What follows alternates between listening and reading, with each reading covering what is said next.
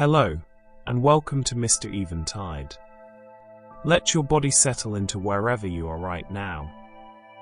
Feel the weight of the day beginning to lift away from your shoulders. There's nothing you need to do. Nowhere you need to be. Just let yourself be here, in this moment, as we drift together through a gentle story. Take a slow breath in, and let it go. Release any tension you might be holding. Your only task tonight is to rest. To let your mind wander softly through the quiet corners of history. Tonight, let's softly explore something hidden. Something that flows beneath our feet without our notice. We're going to discover the story of Victorian sewage systems. The secret rivers that run under cities. The patient work of engineers who transformed urban life by solving problems in darkness and silence. But don't worry about remembering any of this. Just let the story wash over you like gentle water. Let's begin by drifting back in time. Back to a world before underground pipes. Before the hidden networks that we take for granted today. Picture, if you will, a city centuries ago, where waste was simply there, part of daily life, managed in quiet, practical ways that had existed for generations. Before modern sewer networks existed, most towns and cities relied on cesspools. Imagine these gently, brick-lined pits, or sometimes stone, dug beneath yards and gardens. These pits were designed to store human waste, to hold it safely beneath the ground, out of sight. Each household, each building, had its own cesspool, its own small reservoir of waste, slowly filling over months or years. Picture the construction of these cesspools in your mind. Workers digging carefully into the earth, laying bricks in circular patterns, creating chambers that would hold the inevitable accumulation of daily life. The bricks were fitted together with mortar, sealed as best as the technology of the time allowed. These pits were part of the landscape, accepted, normal, woven into the fabric of how cities functioned. And when these cesspools filled, which they inevitably did, there were men who came to empty them. They were called night soil men. Let this name drift through your mind. Night soil. Such a gentle euphemism for difficult work. These men arrived under cover of darkness, working through the quiet hours when the city slept, when streets were empty and no one needed to witness the labor. Picture these workers moving through silent streets, their carts creaking softly. They would remove the waste carefully, methodically, shoveling it from the depths of cesspools into barrels, into carts. The work was hard, unglamorous, but essential. And there was a market for what they collected. Because waste, properly aged and processed, could be sold as fertilizer. The night soil men were part of a cycle, taking what the city produced and returning it to the fields, closing a loop that had existed for centuries. Some households used privies that worked rather differently, more like compost heaps. Imagine this gently. A privy hut standing in a yard or garden. Beneath it, a pit where waste collected. But instead of just accumulating there, straw would be added, handfuls of dirt, dried leaves, sometimes old newspaper.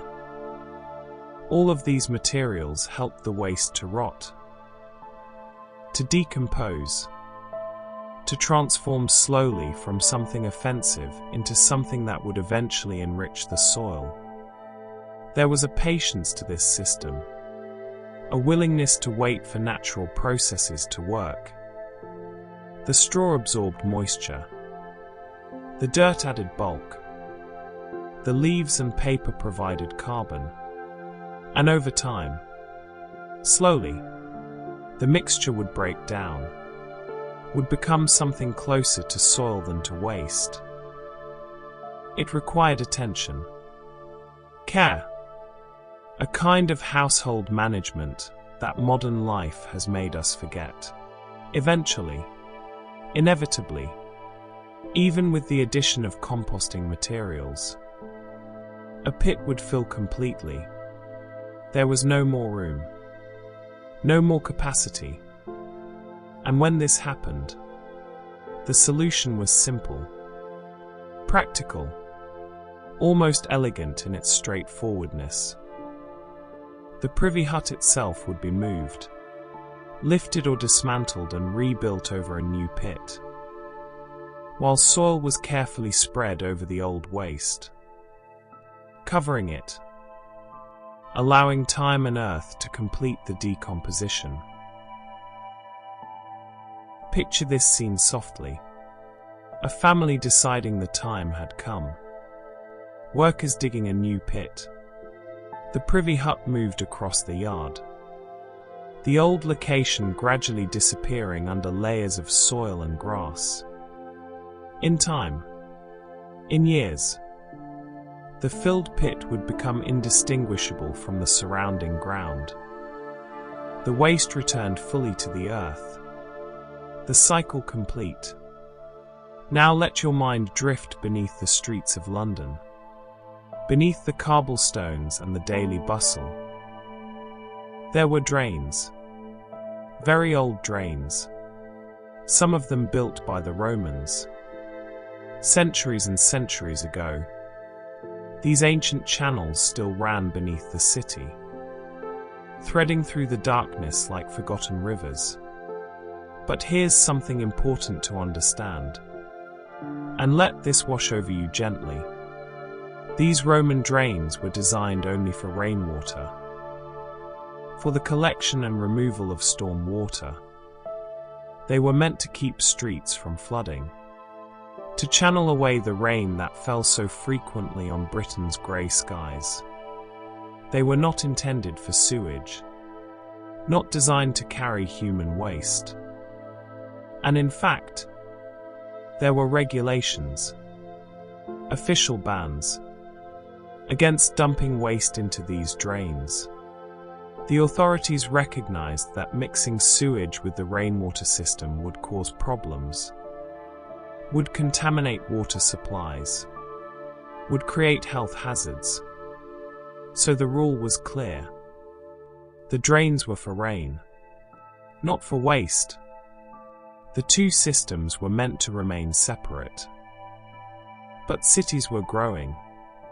Let yourself feel this transformation softly. Year by year, decade by decade, more people arriving, more houses being built. The urban centers expanding outward like ripples in a pond. And as cities grew larger, something important was changing. The nearby fields, those places where night soil men had sold their fertilizer, where farmers had welcomed the nutrients for their crops. These fields were moving further away, pushed to the outskirts by urban expansion. Think about what this meant. Gently, the journey from city center to farmland grew longer, took more time, required more effort. And as the distance increased, the economics began to shift. It became harder to make money from fertilizer sales. The transportation costs rose. The incentive for night soil collection, that economic motivation that had kept the system functioning, it began to diminish, weaken, fade away. When rain fell heavily, and in Britain it often did, picture what would happen. Water rushing through streets and courtyards, flowing across paved surfaces and down into yards. And if cesspools were already full, if privies were overflowing, that rainfall would wash the waste away, carry it along with the water, straight into nearby streams, into ponds, into the shallow wells that many households relied upon for drinking water. Imagine this scene with soft concern, not alarm, just gentle understanding. The rain that should have been cleansing, that should have washed streets clean, instead became a carrier, spreading contamination from one place to another, from courtyards to water sources, from private spaces into shared resources. Filth collected in stagnant pools. Picture these gently. Water that didn't flow away, that sat in low spots and corners, gathering everything the rain had washed along. These pools became breeding grounds, attracting flies, providing habitat for insects. And from these places, sickness spread, though people of the time didn't fully understand how or why. They just knew that where filth accumulated, illness often followed. This mixture of systems, piecemeal drains here, leaking cesspools there, shared privies in courtyards, individual household arrangements, all of it functioning together in an improvised patchwork. This shaped normal urban life for generations. It was simply how things were, how they had always been. People adapted to it, learned to live with it, found ways to manage as best they could. But by the early Victorian era, as we gently move forward through time, the swelling populations in large cities were making these old arrangements dangerously inadequate. What had worked for smaller populations, for the cities of earlier centuries, could no longer cope with the sheer number of people. The system was reaching its limits, straining under pressure it was never designed to bear. Let these images drift through your mind now. The cesspools filling beneath gardens, the night soil men working in darkness, the privies transformed into compost systems, the old Roman drains running beneath streets, the rain washing filth into water supplies, all of it part of a world we've left behind. A world where dealing with waste was a visible, immediate, daily concern. Rest now in this understanding, this patient accumulation of detail, this slow realization that cities were growing beyond what their infrastructure could support. We're watching the stage being set, the conditions forming, that would eventually demand change, demand transformation, demand the creation of something new. As we drift deeper into Victorian cities, let's explore gently what life was truly like, when populations swelled beyond what the old systems could manage. This isn't a frightening story, just an honest one, told softly, with understanding for all who lived through these difficult times. In crowded streets, particularly in the working districts where buildings pressed close together, waste began to appear where it shouldn't. Picture this scene with compassion. A cesspool beneath a courtyard, designed to hold perhaps a year's worth of waste from one family, now serving multiple families in subdivided buildings, filling faster than anyone had planned for. And when it overflowed, which it inevitably did, The liquid would seep upward, finding its way into basements, spreading across courtyards, appearing in places where children played, where people walked, where daily life happened. Think about the cesspools themselves. Their construction. The brick linings were porous. By necessity. By the limitations of the materials and techniques available. These bricks weren't glazed or sealed in the way modern materials are. They breathed. They allowed liquids to slowly permeate through. And this meant that the contents of cesspools, the liquids particularly, would leak gradually through those porous brick linings into the surrounding soil.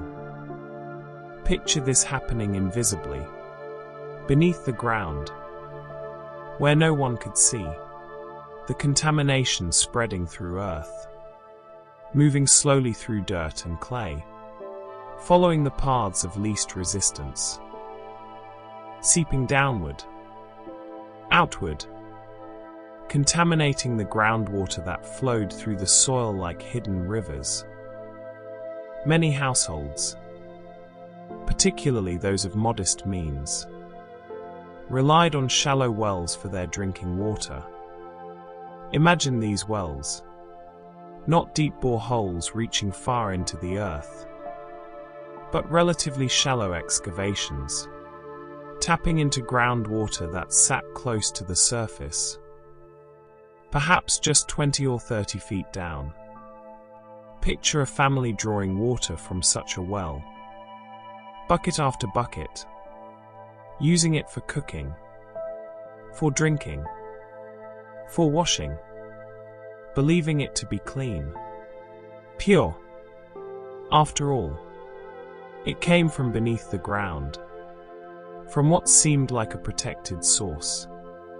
But that groundwater was flowing through soil that was, in many places, contaminated by the seepage from nearby cesspools. The water these families drew up, though it might look clear, though it might seem clean, carried invisible contamination. Sewage, in diluted form, making its way into wells, into drinking supplies. And residents had no way of knowing, no way of detecting this. They simply drank the water, used it, trusted it, unaware of the hidden danger. These conditions, this mixing of waste and water supplies, it fueled repeated outbreaks of disease. Cholera, typhoid, other waterborne illnesses, sweeping through European cities, through British towns, again and again. Epidemics that would arrive suddenly, claim hundreds or thousands of lives, then recede, only to return months or years later. The pattern repeated across the continent. A cycle of illness that seemed unstoppable, inevitable. Now here's something fascinating to understand. And let this drift through your mind gently. The people of the time, even the doctors, even the scientists, they didn't understand how disease truly spread. Many believed in something called miasma theory. This was the idea that disease spread through bad air, through poisonous vapors, through the smell itself. Picture their reasoning. It seemed logical. Wherever there was terrible smell, wherever sewage accumulated and created offensive odors, disease often followed. So it made sense to conclude that the smell, the bad air, the miasma, that was what made people sick. The connection between smell and sickness was real. But they had identified the wrong mechanism. They saw the correlation without understanding the actual cause. The smell of sewage filling city streets was treated as both a nuisance and a public health emergency. People genuinely believed that breathing foul air could make you ill, could kill you. So the stench wasn't just unpleasant. It was frightening, threatening. The smell itself was considered dangerous. And in a way they were right to be concerned, even if they misunderstood the true nature of the threat. In poor working-class districts, the situation was even more challenging. Let yourself understand this with compassion. These neighborhoods were crowded, buildings divided and subdivided, families living in single rooms, multiple households sharing courtyard spaces. And in these courtyards, there might be just one or two privies, shared by dozens of people, perhaps 50 or more residents, all depending on the same facilities. These shared privies overflowed far more often than private household facilities. Think about the mathematics gently. 10 times as many people using a privy designed for one family. It filled 10 times faster, required emptying 10 times more frequently. But the night soil men came irregularly, especially as their work became less profitable. And so these communal facilities would overflow, waste spreading across courtyards, particularly after heavy rain, creating conditions that were both unhealthy and undignified. Reformers, people of conscience who ventured into these districts to document conditions. They described scenes that shocked the comfortable classes. Alleys where human waste stood inches deep after heavy rain. Courtyards that became impassable when cesspools overflowed. Families living with constant exposure to filth, with no means to escape it. No ability to improve their situation through individual action. These descriptions, when published in newspapers and reports, they began to change how people thought about urban sanitation. The sanitary crisis became not only a medical concern, but a political issue, a moral question. How could a civilized society, a wealthy nation, allow such conditions to persist? How could children be raised in such environments?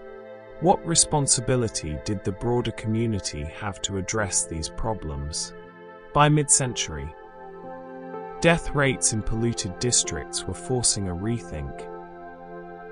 The statistics were becoming impossible to ignore. In the worst areas, life expectancy was shockingly low. Infant mortality rates were devastating. People were dying in numbers that shocked the conscience.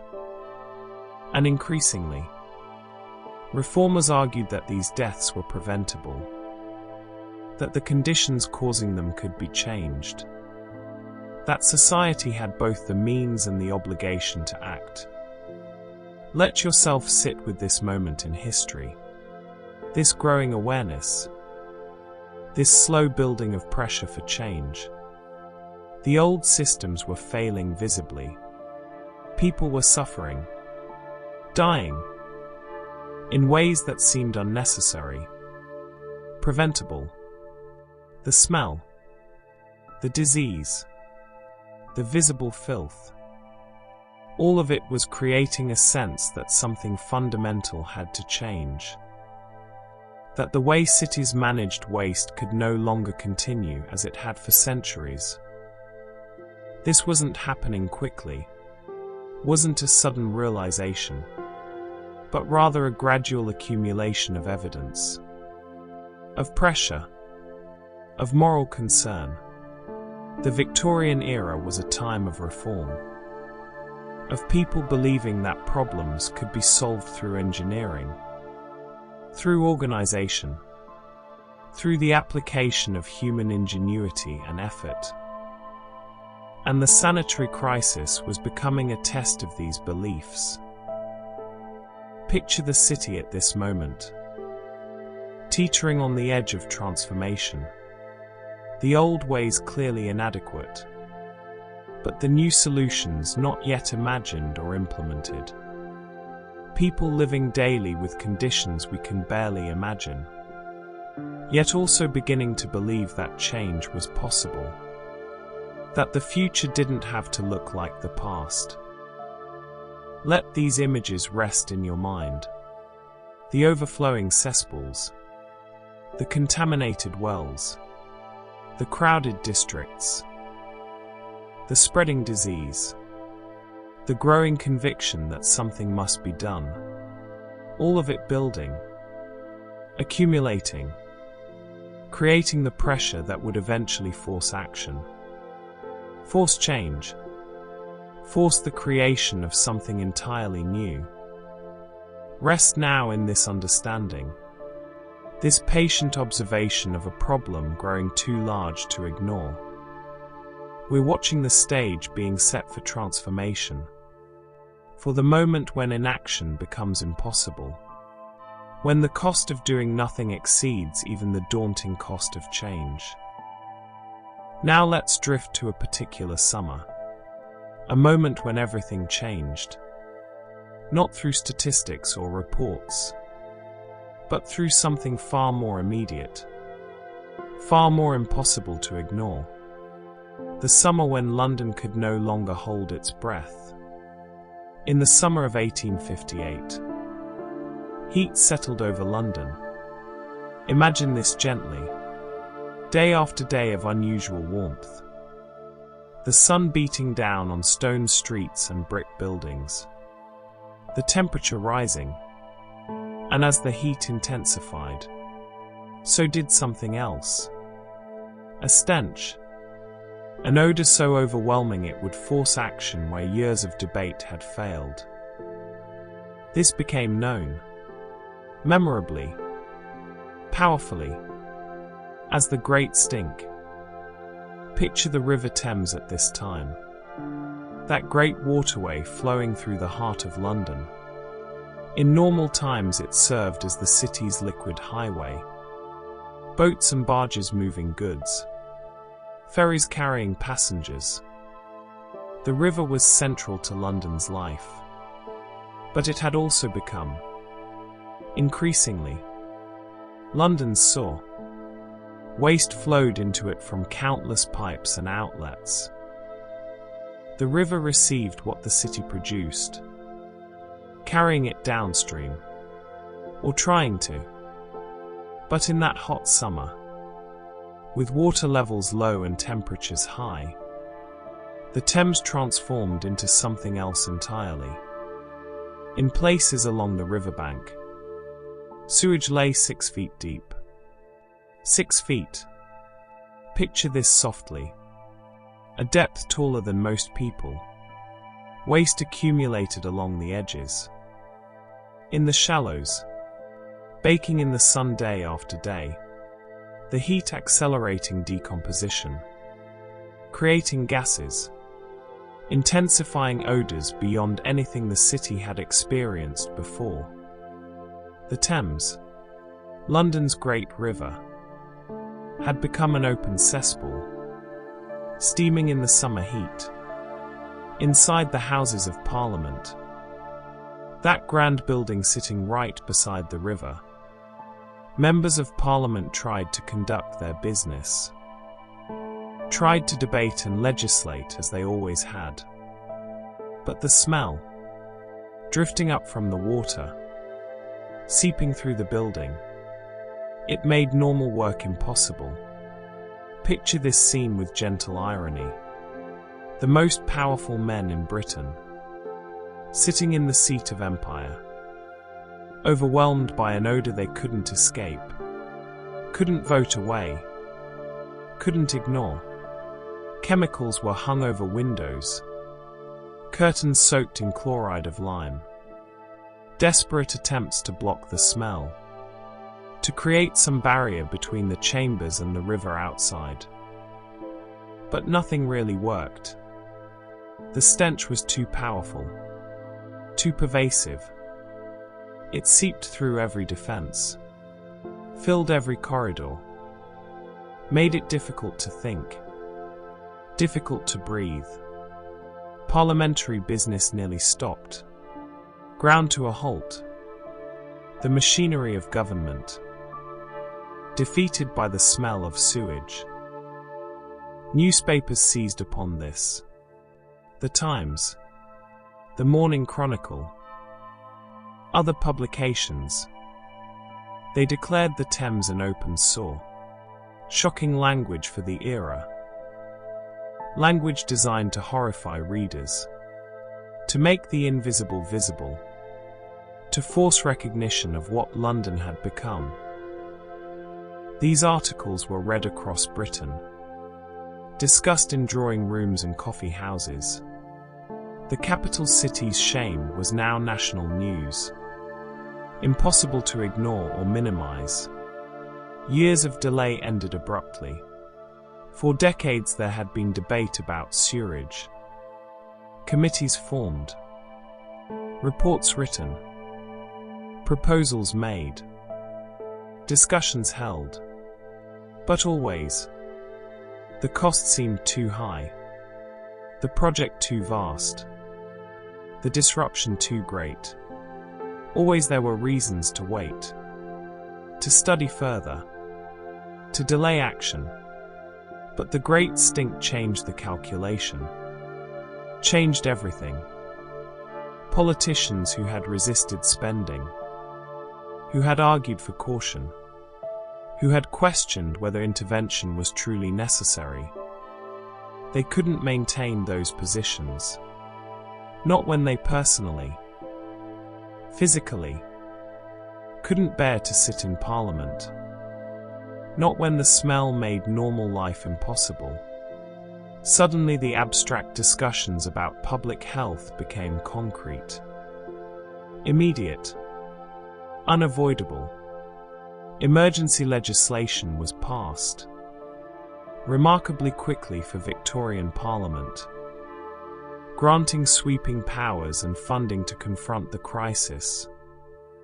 Money that had seemed impossible to authorize just months before suddenly became available.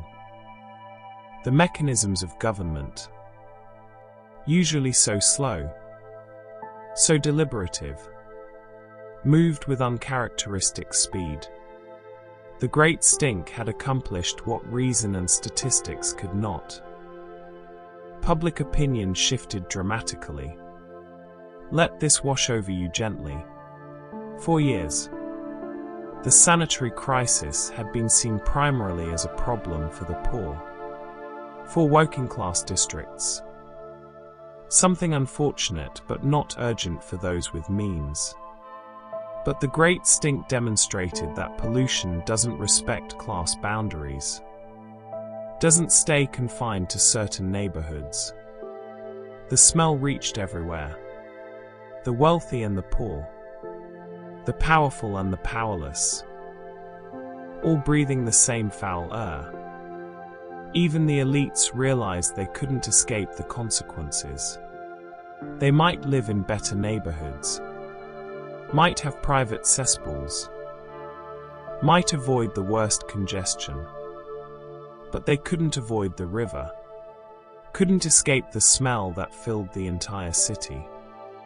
This realization, this recognition of shared vulnerability, it changed the politics of reform, made sanitation not just a charitable concern but a collective necessity. The great stink established something crucial, that the solution had to be citywide, comprehensive, systematic. It couldn't be a patchwork of local improvements, couldn't be left to individual parishes or private initiative. The problem was too large, too interconnected, too fundamental.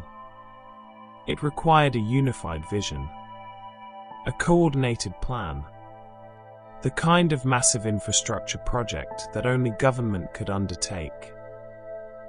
Picture London in the aftermath of that summer. The smell eventually faded as cooler weather arrived. But the memory remained. The recognition of what had happened. Of how close the city had come to being uninhabitable. That summer had been a warning. A demonstration of what would happen if nothing changed. If the old systems continued to fail. And so decisions were made. Funding allocated. Powers granted. The machinery of government and engineering set in motion. The Great Stink had forced London to confront its sanitary crisis. Had made inaction impossible. Had created the political will for transformation. What decades of reform movements had struggled to achieve. One horrific summer accomplished in a matter of weeks. Let yourself rest now with this turning point. This moment when smell, that most immediate, most undeniable of senses, succeeded where arguments and statistics had failed. When personal discomfort, the inability of powerful men to sit comfortably in their chambers, became the catalyst for change. There's something very human about this. Something that reminds us that even the grandest transformations often have mundane, even slightly absurd origins. The stage was now set. The funding secured. The political will established. London was ready. Finally ready. For the transformation that would come next. But let these images drift now. The hot summer. The overwhelmed Parliament. The newspapers' shocking headlines. The sudden urgency. All of it fading softly as we prepare to meet the man who would turn this political will into brick and mortar reality. Now let's drift to meet a remarkable man. Someone whose name you might not know, but whose work you would recognize if you could see beneath London's streets. This is the story of Joseph Bazalgette. Told gently, as befits a man who worked mostly in silence and shadow, creating something that would last for generations. Joseph Bazalgette held the title of Chief Engineer of the Metropolitan Board of Works. Let that title settle softly. Chief Engineer. The man responsible for London's infrastructure. For the physical systems that made the city function. He had been appointed to this role years before the Great Stink. Had already been thinking about sewerage. Planning. Calculating. Waiting for the moment when his vision might become reality. Picture Bazalgette in your mind. Not as a heroic figure, but as a patient professional. A man with drawing boards covered in plans. With calculations filling notebooks. He understood buildings and earth. Understood water and gravity. Understood the practical realities of construction. This wasn't someone prone to grand gestures or dramatic proclamations. This was an engineer. Methodical. Thorough. Focused on what would actually work. When the Great Stink created the opportunity. When funding and political will finally aligned. Bazalgette was ready. He didn't have to start from nothing. He had been planning for years, thinking through the problems, considering solutions. And now he could present a vision. A complete underground system that would intercept waste before it ever reached the Thames. Imagine his plan unfolding gently. Like a map being drawn. London was to have a network of sewers. But not just random pipes connecting random places. This was to be an organized system. A hierarchy. A carefully designed structure that would collect waste from every building, from every street, and carry it safely away from the crowded center of the city. His plan called for 1,100 miles of small street-level sews.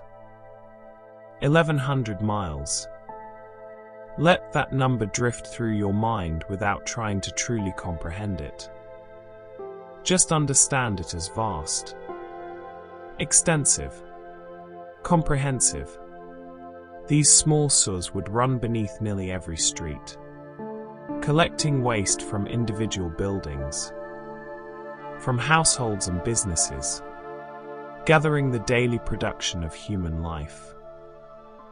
1,100 miles of pipe threading through London like capillaries through flesh. These small sews would feed into roughly 82 miles of large brick-lined intercepting sews. These were the main arteries, massive channels running parallel to the River Thames, receiving waste from the smaller sews, carrying it, transporting it, moving it steadily eastward. Picture these intercepting sews as hidden rivers, flowing beneath the city, carrying away what the city produced, moving it towards, away from, taking it where it needed to go. The intercepting sews carried waste eastwards. This was crucial. This was the key to Bazalgette's vision. Don't take it downstream just a little way. Don't discharge it just beyond the city centre. Take it far to the east, miles and miles from central London, away from the dense populations, away from the places where people lived and worked most closely together. Push the problem genuinely away. Give the river room to dilute and disperse what would eventually reach it. Bazalgette organized the network as a hierarchy. Small pipes collecting from individual buildings. Medium collectors gathering from streets and neighborhoods. Giant interceptors moving vast volumes across distances. Each level serving its purpose. Each size appropriate to its task. This wasn't haphazard, wasn't improvised.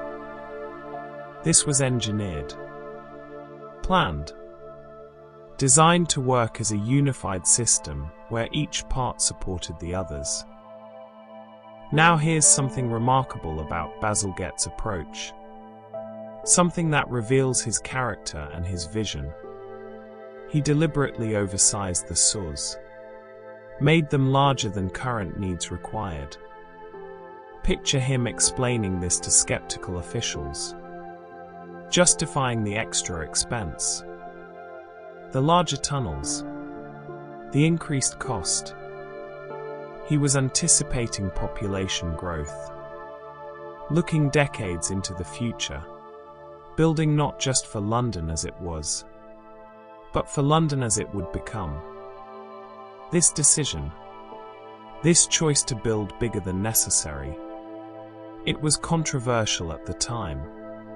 Critics argued it was wasteful, that he was spending public money on excess capacity. But Bazalgette insisted, and his insistence proved wise. The sews he built, sized for a London far larger than existed in his time. They serve the city even today, still handling the waste of millions, still functioning as designed. His foresight, his willingness to think beyond immediate needs. It gave London infrastructure that lasted, that adapted, that served generation after generation.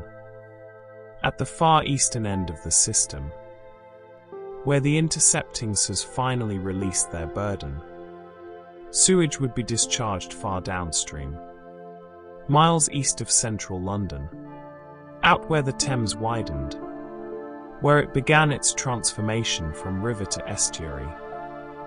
The waste would be carried out to sea by the outgoing tide, pushed away from the city, diluted in vast volumes of ocean water.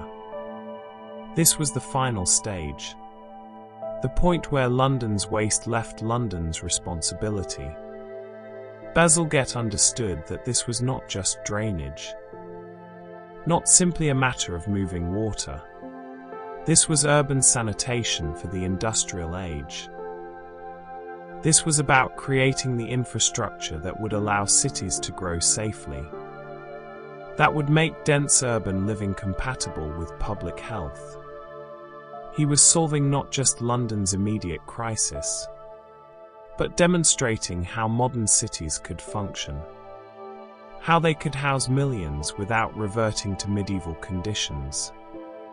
And here's something that speaks to the quality of his work, the thoroughness of his planning, the excellence of his execution.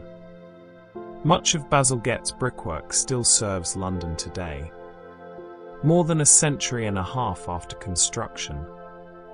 Those brick-lined tunnels still carry waste, still function as designed. The SUS built in the 1860s and 70s. They remain the backbone of London's sanitation. Modified, extended, but fundamentally still doing what Bazalgette designed them to do. Picture those tunnels in the darkness beneath London.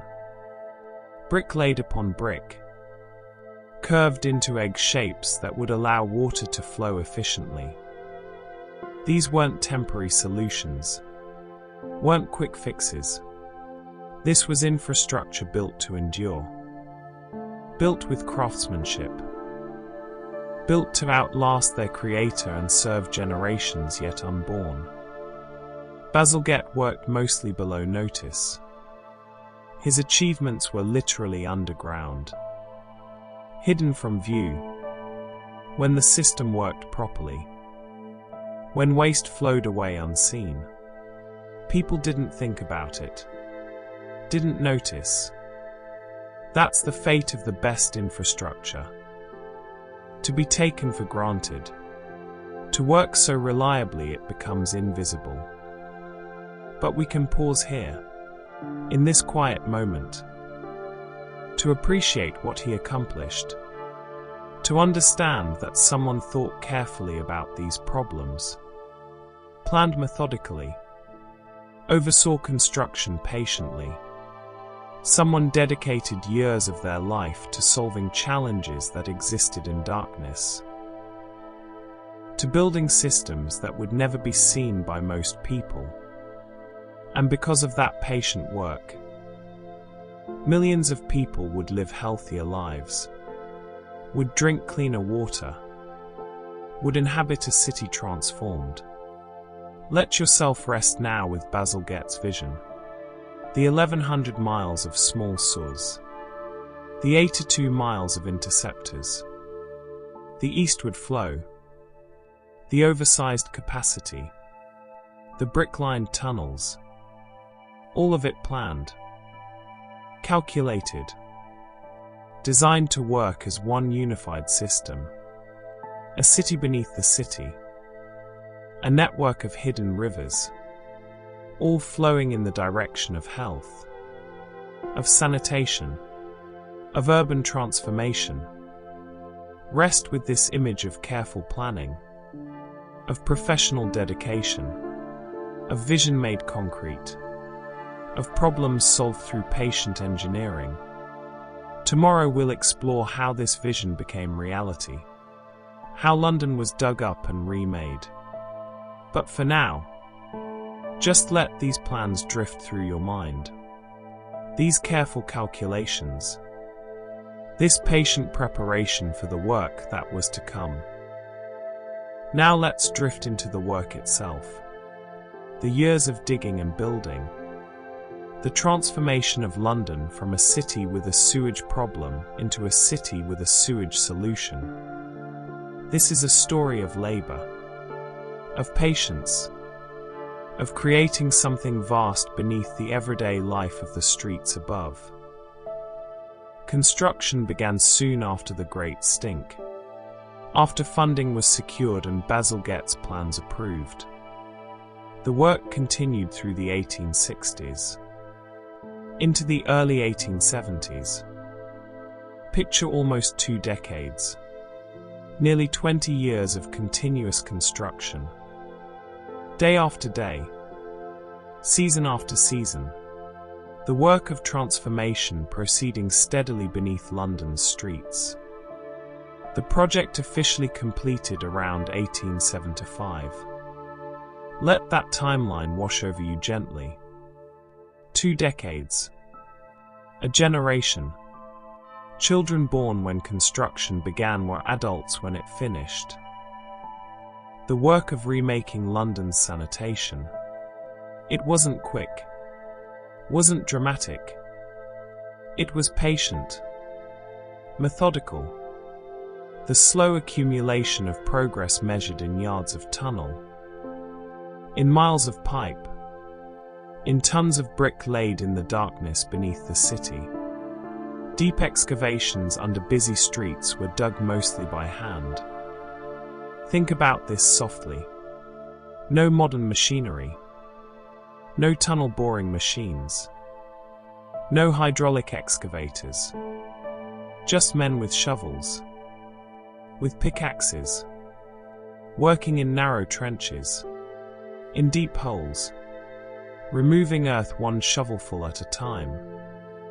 The scale of the work was enormous. But it proceeded through human muscle. Through countless individual acts of digging. Lifting. Carrying. Removing earth from where it was to where it wasn't. Picture the work sites gently. A London street. Suddenly interrupted. A section blocked off. A deep excavation opening in the roadway. Men working far below street level. Visible as distant figures at the bottom of trenches. The smell of disturbed earth. The sound of metal tools striking clay and rock. The steady rhythm of labor. And above, life continuing. People navigating around the construction. Adjusting their routes. Their journeys altered by the work happening beneath their feet. Workers laid endless bricks, creating egg-shaped tunnels. This shape, this oval cross-section, it wasn't arbitrary. It was carefully calculated. Picture water flowing in a circular pipe that's only partially full.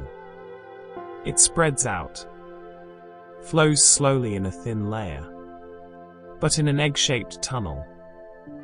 When levels are low, the water concentrates at the narrow bottom, flows faster, maintains velocity, carries waste along even when the volume is small. The egg shape ensured efficient flow under all conditions. During light rainfall and heavy storms, in periods of low and high usage, the bricks were laid with extraordinary care by skilled craftsmen, men who understood how to create curves, how to build structures that would bear enormous weight, that would resist water pressure, that would last. Each brick placed carefully, mortared precisely, part of an arch that would support the street above, that would contain the flow below. The craftsmanship required was considerable. This wasn't rough work. This was precision. This was building something permanent in difficult conditions. The project cost about £4.2 million. In the money of the time, this was an almost incomprehensible sum, equivalent to hundreds of millions in today's currency. Picture the Victorian politicians authorizing this expense. The debates over whether the nation could afford it. The concerns about such vast public spending. It was By far, the largest civil engineering project Britain had undertaken. A commitment of resources that took courage, that required faith in the necessity of the work. Critics balked at the cost. Of course they did. £4 million was staggering. There were those who argued it was wasteful, excessive, that simpler solutions must exist, that surely London didn't need such an elaborate system. The newspapers carried debates, letters to editors questioning the expense, suggesting alternatives, worrying about the burden on taxpayers. This was entirely natural, entirely predictable. When something costs so much, people question whether it's truly necessary. But benefits soon silenced doubt, as sections of the system came into operation, as neighborhoods were connected to the new source. The improvements became visible, tangible. The smell diminished. Streets stayed cleaner. Disease rates began to fall.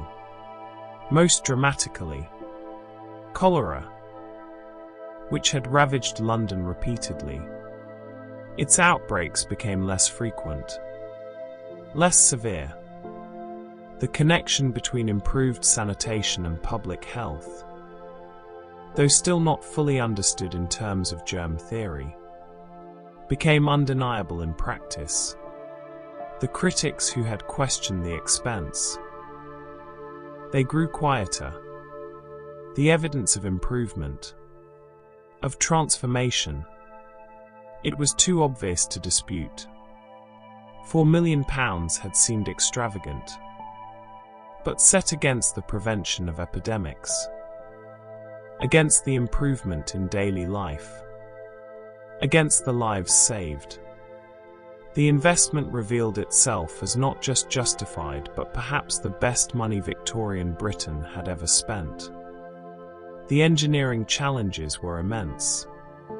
Picture Bazalgette and his team threading tunnels around obstacles, around buildings with deep foundations, below roads that couldn't be closed for long, beneath railways that had to keep running, under the river itself, crossing from one bank to another.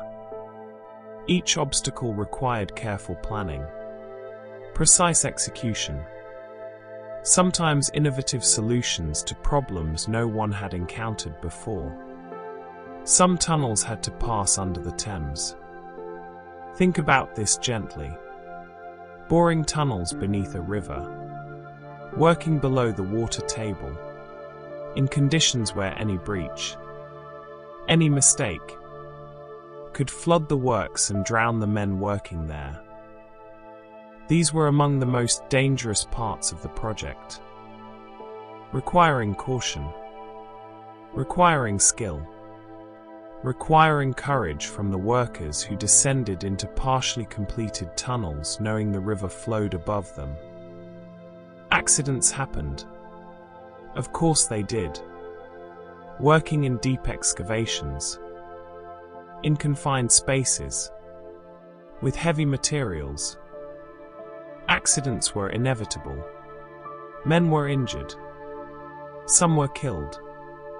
The newspapers of the time occasionally reported collapses, flooding, tragedies that marked the human cost of the work. Each tunnel, each mile of saw, it was built not just with brick and mortar but with human labor, human risk, human sacrifice. Difficult soils slowed progress in places.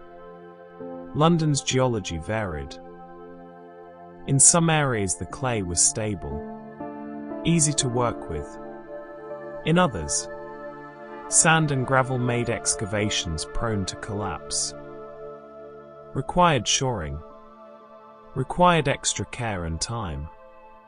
And in some locations, underground streams or springs had to be diverted. accommodated, worked around. The earth beneath London wasn't uniform, wasn't predictable. Each section presented its own challenges. Yet despite all obstacles, despite the accidents and the difficult conditions, despite the sheer scale of what was being attempted, the system arrived fast enough to transform London within one generation. Think about that gently. Someone born when construction started. By the time they reached adulthood, they lived in a different city. A city where waste flowed away invisibly, where the Thames began to recover, where the summer didn't bring the great stink, where disease rates were declining. One generation, one span of years, separating the old London from the new. The work was hidden. Most of it happened underground, in trenches that were filled in once pipe was laid, in tunnels that were sealed once complete. When the work was done, it disappeared. Streets were repaved, surfaces restored. The evidence of construction vanished, leaving only the manholes, the grates, the subtle signs that something existed below. But the impact was everywhere.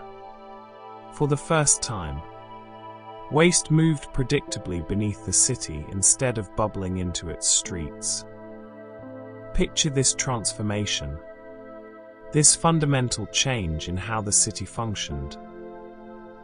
Before, waste was a visible problem, something that appeared in courtyards, that flowed through streets after rain, that made itself known through smell, through sight, through the daily evidence of inadequate systems. After, waste simply disappeared. Residents poured water down drains, and it went away, somewhere, elsewhere. It didn't accumulate, didn't overflow, didn't make its presence known unless something went wrong. The system worked by being invisible, by making waste vanish from daily consciousness, by creating the illusion that it simply ceased to exist once it left individual buildings. This was the true accomplishment.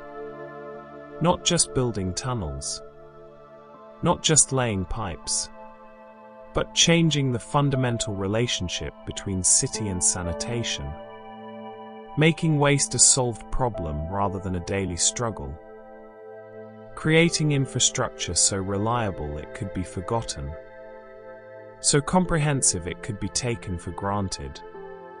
Bazalgette has transformed London from a city struggling with the consequences of its own growth into a modern metropolis that could continue expanding, could house millions, could function as a center of empire and commerce without reverting to medieval conditions. The Suez were infrastructure, but they were also liberation, freedom from constraints that had limited urban life for centuries. Let yourself rest now with this image. 2 decades of work, thousands of workers, millions of bricks, miles upon miles of tunnels, all of it happening mostly out of sight, in trenches that were filled, in tunnels that were sealed. The patient accumulation of labor, of planning made real, of vision transformed into brick and mortar and flowing water. Picture London after completion, the streets above carrying their normal traffic, people going about their daily lives, and beneath, hidden, reliable, the network of Suez doing their quiet work, gravity pulling waste downward, eastward, away, the system functioning as designed, as planned. as built, making modern urban life possible through work that would never be seen, through infrastructure that succeeded by being invisible. This is the story of how cities learned to hide their waste, to manage what was once unmanageable, to solve through engineering what had been an intractable problem. And it happened through patience, through decades of difficult work, through the dedication of engineers like Bazalgette and the labor of thousands whose names we'll never know, all of them building something that would outlast them, that would serve generations they would never meet. Let these images drift through your mind now. The deep excavations, the careful bricklaying, the egg-shaped tunnels, the workers in darkness, the system slowly taking form. 2 decades of transformation, of London being remade from below, of problems solved through patient effort, of a city finding a way to grow without drowning in its own waste.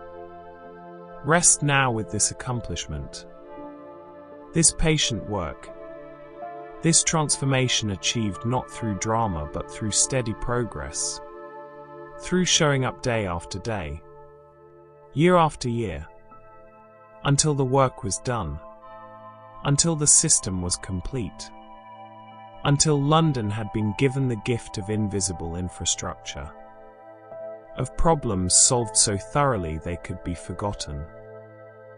As we drift deeper into the story of London's transformation, let's discover something unexpected, something beautiful hidden within this tale of engineering.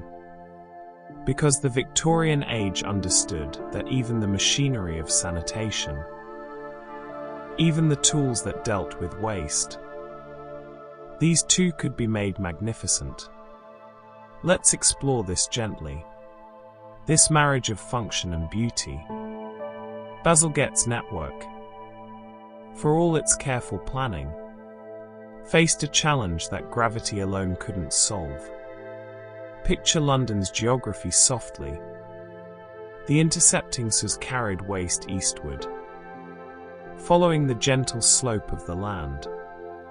But in places, the Suez had to rise, had to lift sewage upward against gravity to continue the journey. Water flows down naturally, but to make it flow up, to lift thousands of gallons against the pull of the earth, this required power, required machinery, required pumping stations. And so major pumping stations were built. Not simple utilitarian buildings, but structures of remarkable ambition. 2 in particular became legendary. Crossness pumping station served the southern system, Abbey Mills the northern. Let these names drift through your mind. Crossness, Abbey Mills, places that dealt with sewage but were built like cathedrals, like palaces, with a grandeur that seems almost impossible when you consider their purpose. Both stations housed some of the world's largest steam-powered pumps of their day. Picture these machines gently. Enormous engines, pistons rising and falling with ponderous power, flywheels spinning with accumulated momentum, each pump capable of moving vast quantities of liquid, lifting sewage dozens of feet, pushing it onward in its journey eastward. The engineering was formidable, the scale impressive. These weren't delicate instruments. These were industrial giants. Machines built to work continuously, reliably, moving what cities produced. But here's what makes these stations remarkable. What sets them apart from simple functional buildings? Their interior ironwork and architecture were stunning. Picture walking into one of these stations. not knowing its purpose. You might think you'd entered a palace, a grand hall. The ironwork was ornate, decorated with patterns and flourishes, painted in rich colors. The columns that supported the roof weren't simple posts but elegant pillars, sometimes with decorative capitals. The pumping engines themselves were works of art, their metal surfaces polished, their moving parts visible and beautiful. This was Victorian industry disguised as palatial halls. Or perhaps more accurately, this was Victorian industry that refused to be disguised at all. That celebrated itself. That declared through architecture and decoration that the work of sanitation, the machinery of public health, these were worthy of beauty, worthy of ornamentation, worthy of the same aesthetic attention given to museums and government buildings. The stations symbolized civic pride. They represented a particular Victorian belief that engineering could be beautiful, that function and aesthetics weren't opposites but partners. Picture the architects and engineers collaborating, discussing how to make pumping stations that would inspire rather than merely serve, how to create spaces that workers would be proud to labor in, that visitors could admire, that demonstrated to the world that Britain, that London, could make even sewage magnificent. Inside these stations, steam engines ran continuously. Think about this softly. Day and night, season after season, year after year. The engines turned. The pumps worked, pushing waste onward regardless of elevation, regardless of the challenges of topography. The system couldn't pause, couldn't rest. Cities produce waste constantly, and so the machinery had to match that constancy, had to maintain an endless rhythm of operation. Picture the workers who tended these engines, the engineers who monitored pressures and flows, the stokers who fed coal to the boilers. This was skilled work, demanding work, requiring attention and expertise. These weren't automated systems that ran themselves. These were mechanical symphonies that required human orchestration, human maintenance, human dedication to keep everything functioning smoothly. The coal-fired boilers. They connected sanitation to the fossil fuel infrastructure of the age. Let this wash over you gently. The same coal that powered factories, that drove locomotives, that heated homes. This coal also powered the pumps that protected public health. Everything in the Victorian age connected to coal, to steam, to the energy released from ancient compressed plants. The sewage system was part of this larger network. This web of coal and steam that powered industrial civilization. These pumping palaces became icons of ingenuity hidden beneath the ordinary. Most Londoners never saw them, never visited, never knew they existed. The stations did their work quietly, efficiently, out of public view.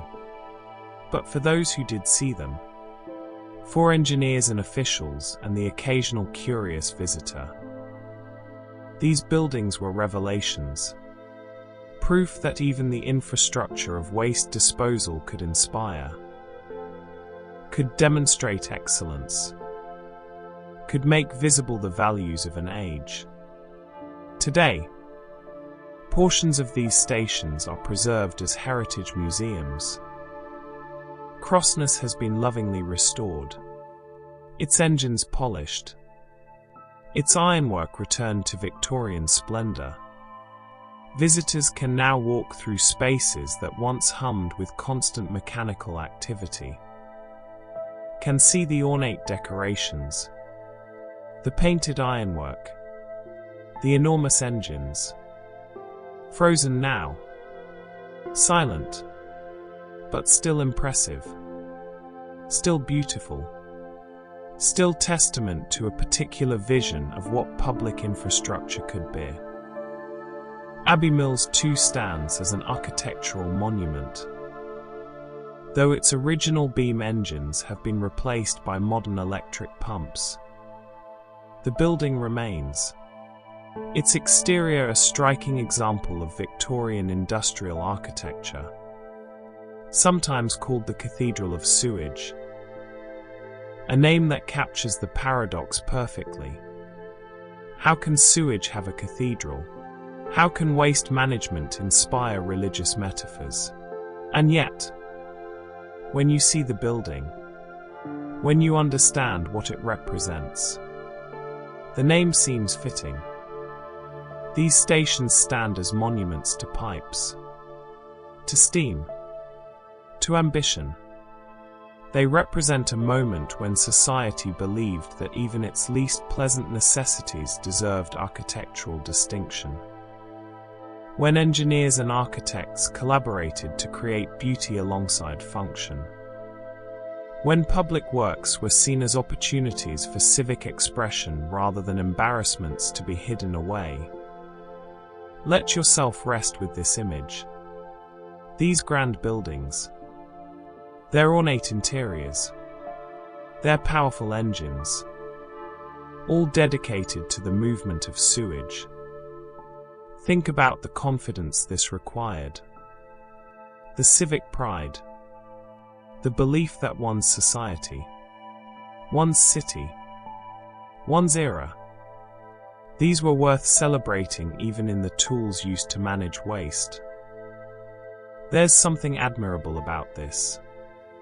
Something that speaks to a culture that took its responsibilities seriously, that believed excellence should extend to every aspect of urban life.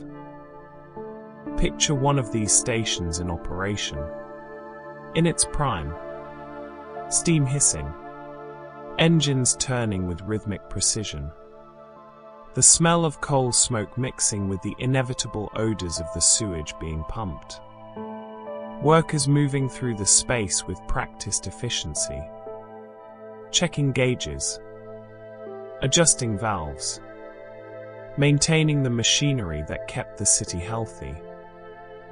And above it all, surrounding it all, the ornate ironwork, the decorated columns, the painted surfaces, beauty and function existing together, neither compromising the other. These pumping palaces remind us that the Victorians approached their sanitation crisis not just as an engineering problem, but as an opportunity, a chance to demonstrate what their society could achieve, to build not merely adequately but magnificently, to create infrastructure that would last not just in function but in memory, in appreciation, in the admiration of future generations who would look back and marvel that sewage pumps were once housed in buildings that resembled palaces. Let these images drift through your mind now. The grand halls of Crossness and Abbey Mills, the polished engines, the ornate ironwork, the marriage of beauty and utility, the Victorian belief that even sewage deserved grandeur.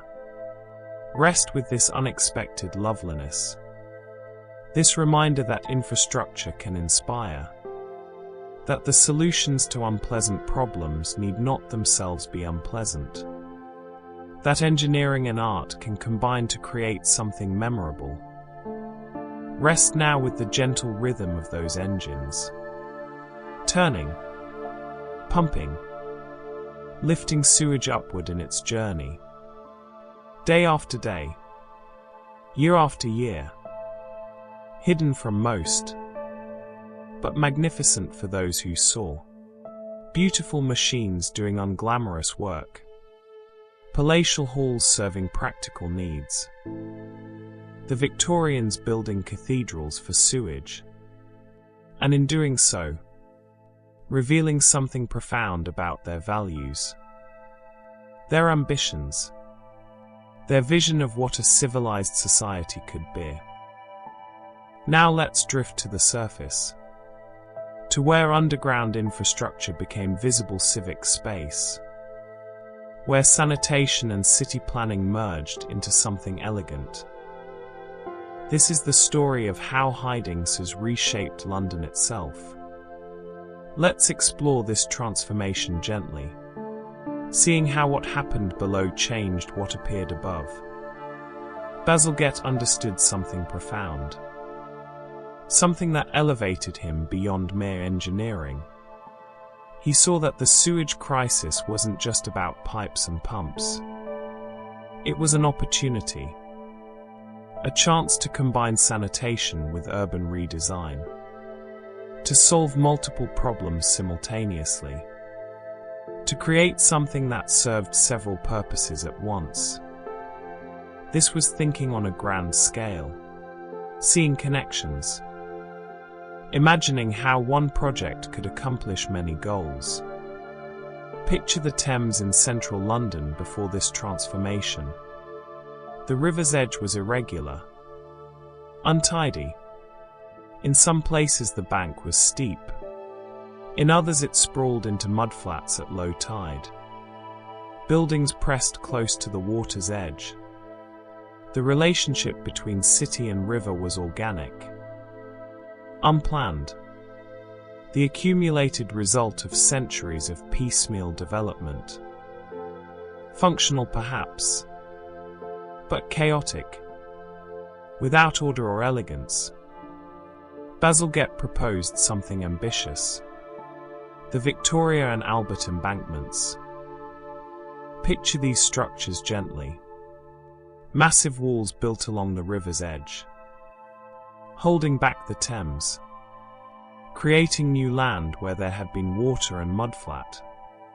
And beneath these embankments, hidden within their structure, running their entire length, the major intercepting source, the source that would save London from disease.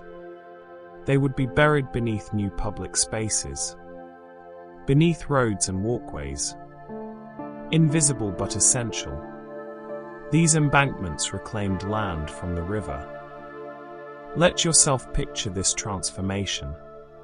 Where tides had ebbed and flowed. Where mudflats appeared at low water.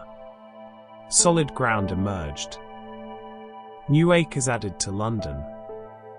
Not through expansion outward, but through claiming space from the Thames itself. This wasn't just engineering.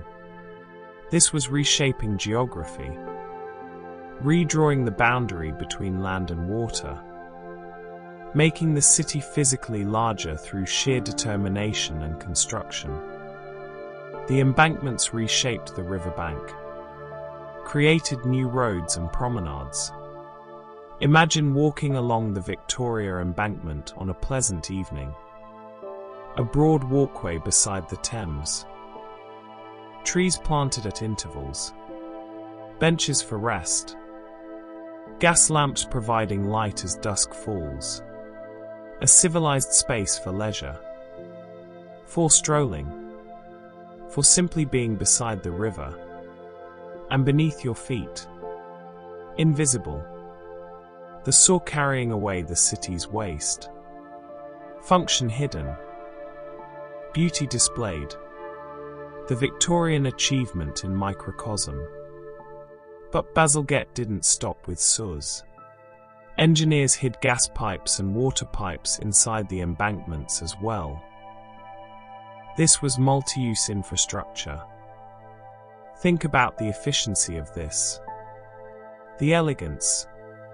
Instead of digging up streets repeatedly to install different utilities. Everything could be built at once, incorporated into the embankment structure.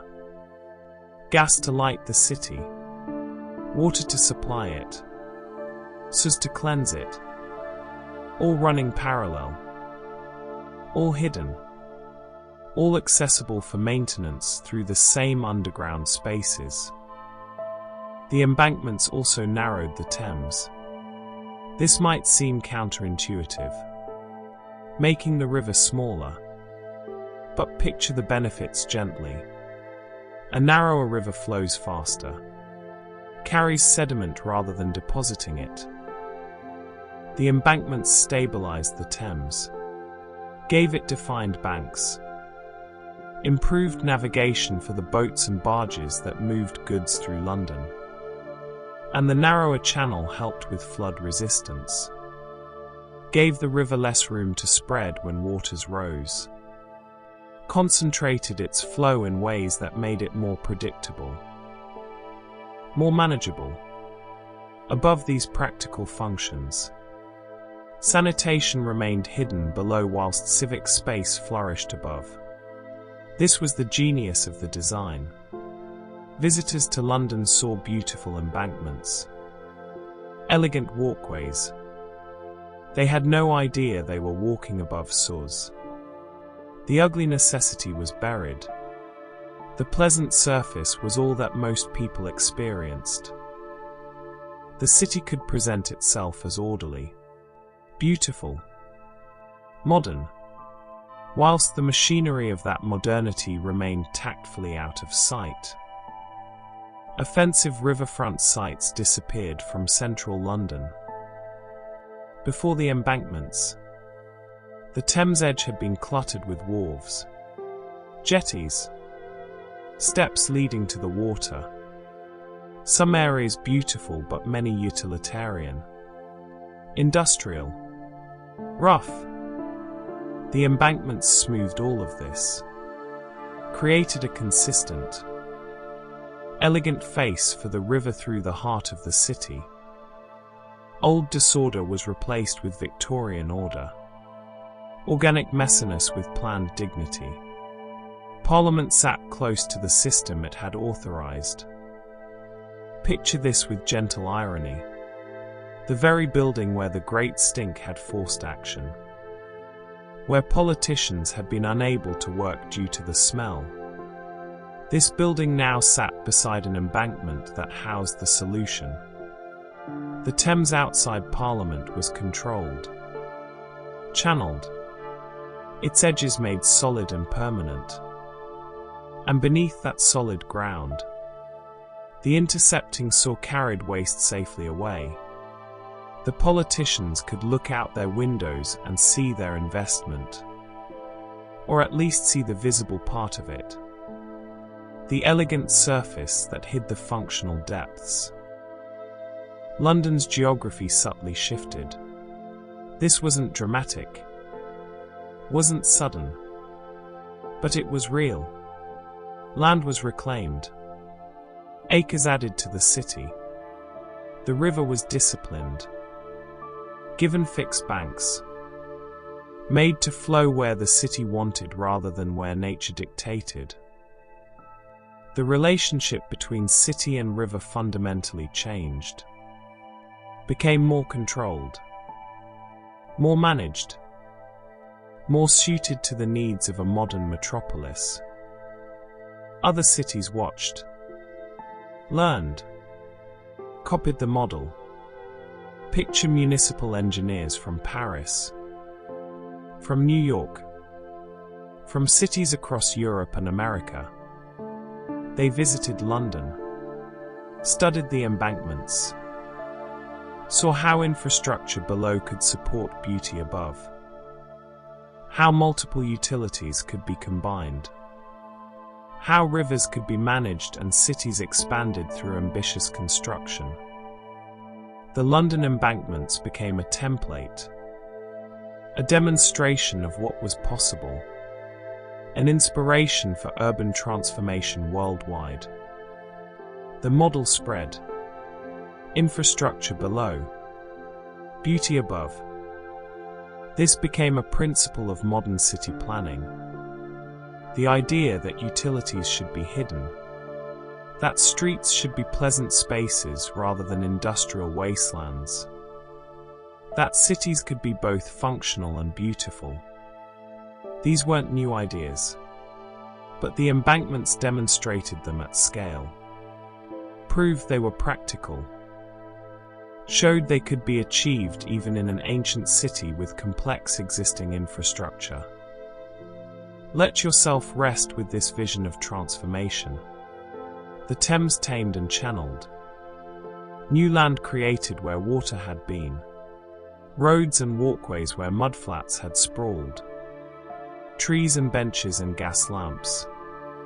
And beneath it all, beneath the pleasant surface, the suds flowing, the water pipes supplying, the gas pipes delivering, all the machinery of modern urban life tucked away, hidden, working silently, allowing the city above to flourish without visual clutter, without the constant reminder of its own plumbing. The embankments represented a particular Victorian achievement.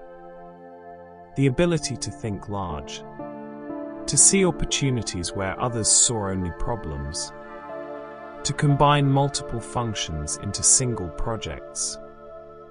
Bazalgette wasn't just building SUS. He was reshaping a city, creating new geography, establishing patterns that would influence urban planning for generations.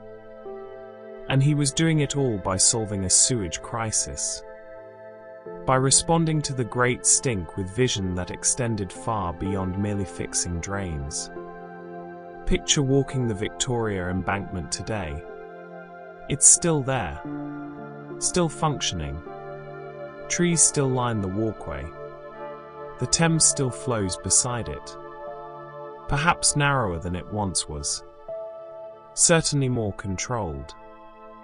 And beneath your feet, Bazalgette's intercepting SUS still carries waste eastward. Still doing the job it was designed for more than a century ago. The embankment serves multiple purposes, just as it was intended. Roads carry traffic.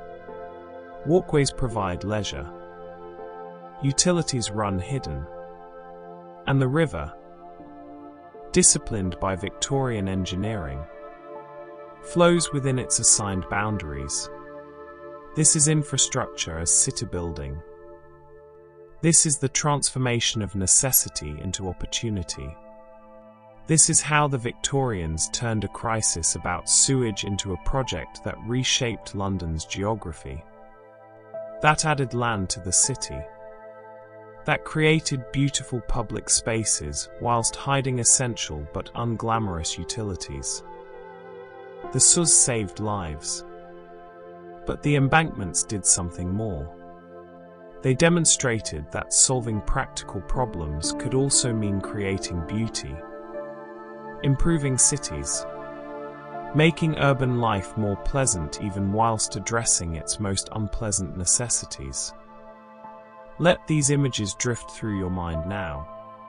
The Thames disciplined, new land claimed, beautiful walkways hiding essential SUS, gas and water pipes running parallel through the same structure, multiple problems solved with single solutions, Victorian ambition made visible in stone and brick, whilst the sewage that made it all necessary flowed invisibly in the darkness below. Hidden, reliable, essential, carrying away what the city produced, allowing life above to continue undisturbed. Unaware, freed from the constant presence of waste. Rest now with this elegant solution, this marriage of function and beauty, this demonstration that infrastructure could serve both practical and aesthetic purposes. That SUS could be hidden beneath promenades, that the ugliest necessities could support the loveliest surfaces. The Victorian achievement, visible in the embankments, invisible in the SUS, Both parts essential. Both parts enduring. Both parts testament to an age that believed cities could be both healthy and beautiful. Let's drift now beyond London, seeing how the transformation spread, how other cities learned, how the Saw Revolution became global, but also gently acknowledging how benefits didn't reach everyone equally, how progress had its patterns, its hierarchies, its uneven distribution. Liverpool built SUS before London. This surprises many people. Picture Liverpool, that great port city in the northwest. They confronted their sanitation crisis earlier, acted sooner, and the results were remarkable. Life expectancy in Liverpool roughly doubled. Let that settle softly. Doubled. The single most powerful predictor of how long people lived. Improved dramatically through the simple act of separating waste from water supply. This was the clearest possible evidence that SUS weren't luxury, weren't optional. They were fundamental to human flourishing. Cities across Britain watched, learned, then acted. Manchester, Birmingham, Edinburgh, Glasgow. One by one, major British cities confronted their own sanitation crises. And they copied what worked. Copied London's model. Adapted Bazalgette's principles to their own geography, their own needs. The expertise spread. Engineers shared knowledge, published papers, attended conferences. The transformation of urban sanitation became a movement, a shared project of Victorian civilization. Beyond Britain, Europe embraced the revolution. Cities across North America followed. Paris, Berlin, New York, Chicago, Philadelphia. Each city faced similar problems. Overflowing cesspools, contaminated water, epidemic disease. And each discovered similar solutions. Underground networks, intercepting SUS, pumping stations. The details varied, but the principles remained constant. Separate waste from water. Move it away from population centers. Let gravity and machinery do what human labor couldn't. Most cities built combined SUS. These were systems that carried rainwater and sewage together.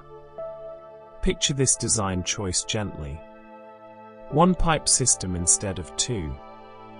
Cheaper to build. Simpler to manage. During normal rainfall. In theory, the rainwater would dilute the sewage.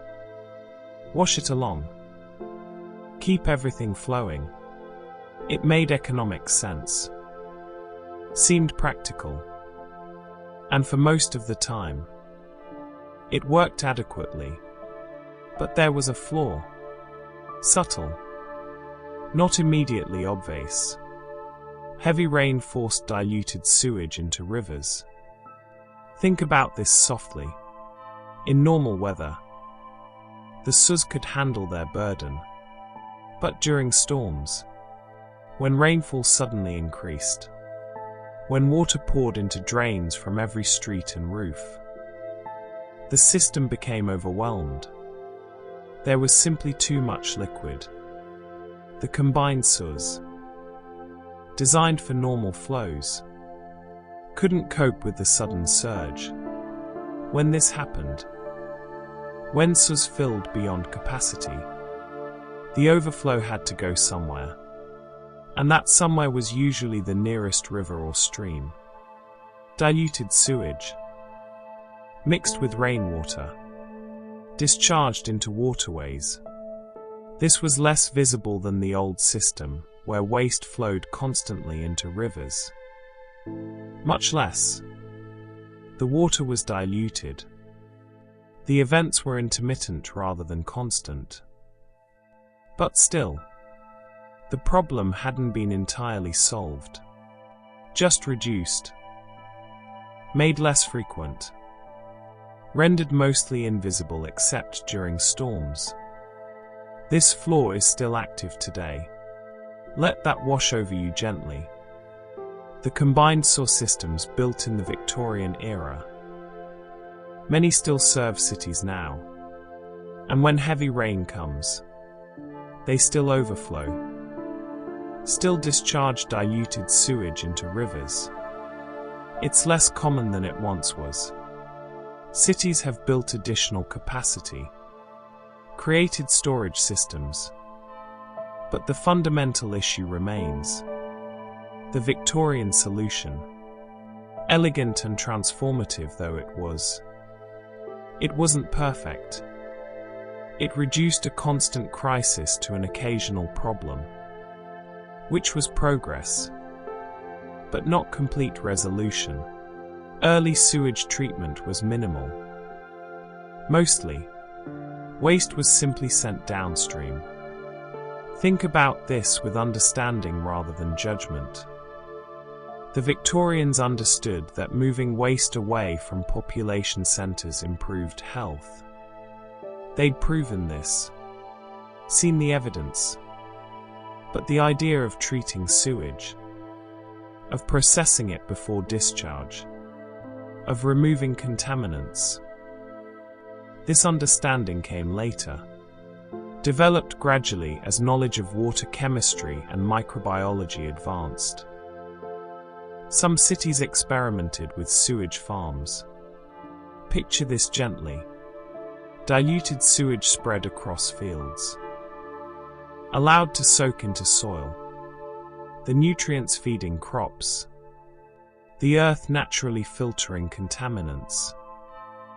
This was a return, in a way, to the old night soil system, but on an industrial scale.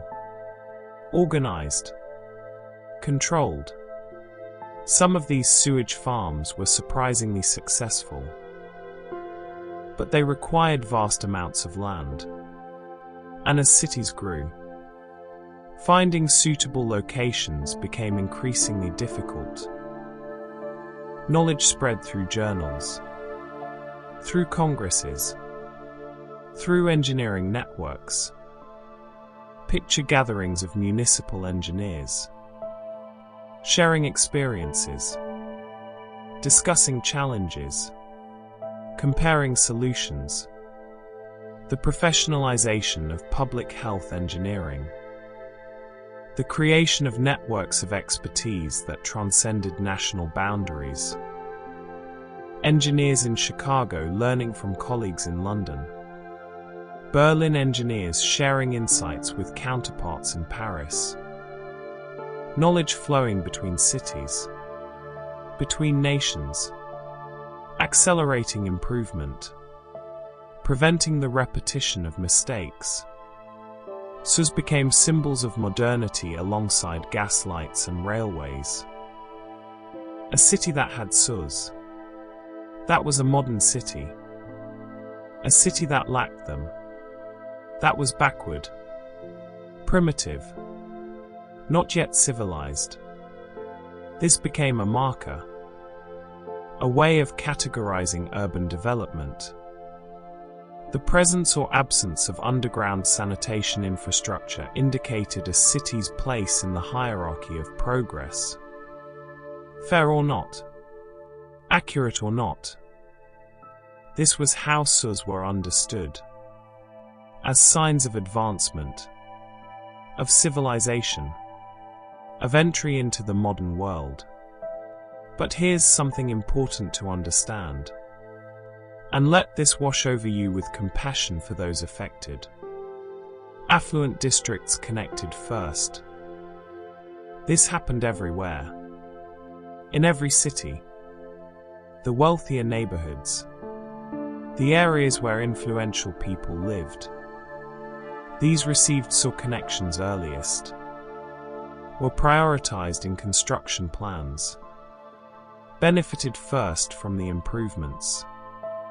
Poorer areas waited longer, sometimes years longer, sometimes decades. The same pattern repeated across cities. The working-class districts that had suffered most under the old system, that had the most crowded conditions, the most shared privies, the most overflowing cesspools. These areas often waited longest for the solution. They needed sewers most urgently, but received them least quickly. There was logic to this. Of sorts. Connect the most influential people first. Secure their support. Demonstrate success. Build from centers of power outward. But the human cost of this logic fell on those least able to bear it. Cleanliness became a marker of class and access. If your neighborhood had sewers, you had better health outcomes. Your children were less likely to die from waterborne disease. Your home didn't smell of overflowing cesspools. But if your area lacked sewers, if you lived in districts still waiting for connection, you continued to face the old problems, the old risks, and increasingly, this created visible divides between sewered and unsewered areas, between modern districts and those left behind, between those who benefited from progress and those still waiting for it. Let yourself sit with this complexity. The sewer revolution was real, was transformative, saved countless lives, but it spread unevenly. Its benefits flowed preferentially to those already advantaged. The same patterns that shaped society, that determined who had power and who didn't. These patterns also determined who got sewers first and who waited. This doesn't diminish the achievement. The sewers that were built, they worked.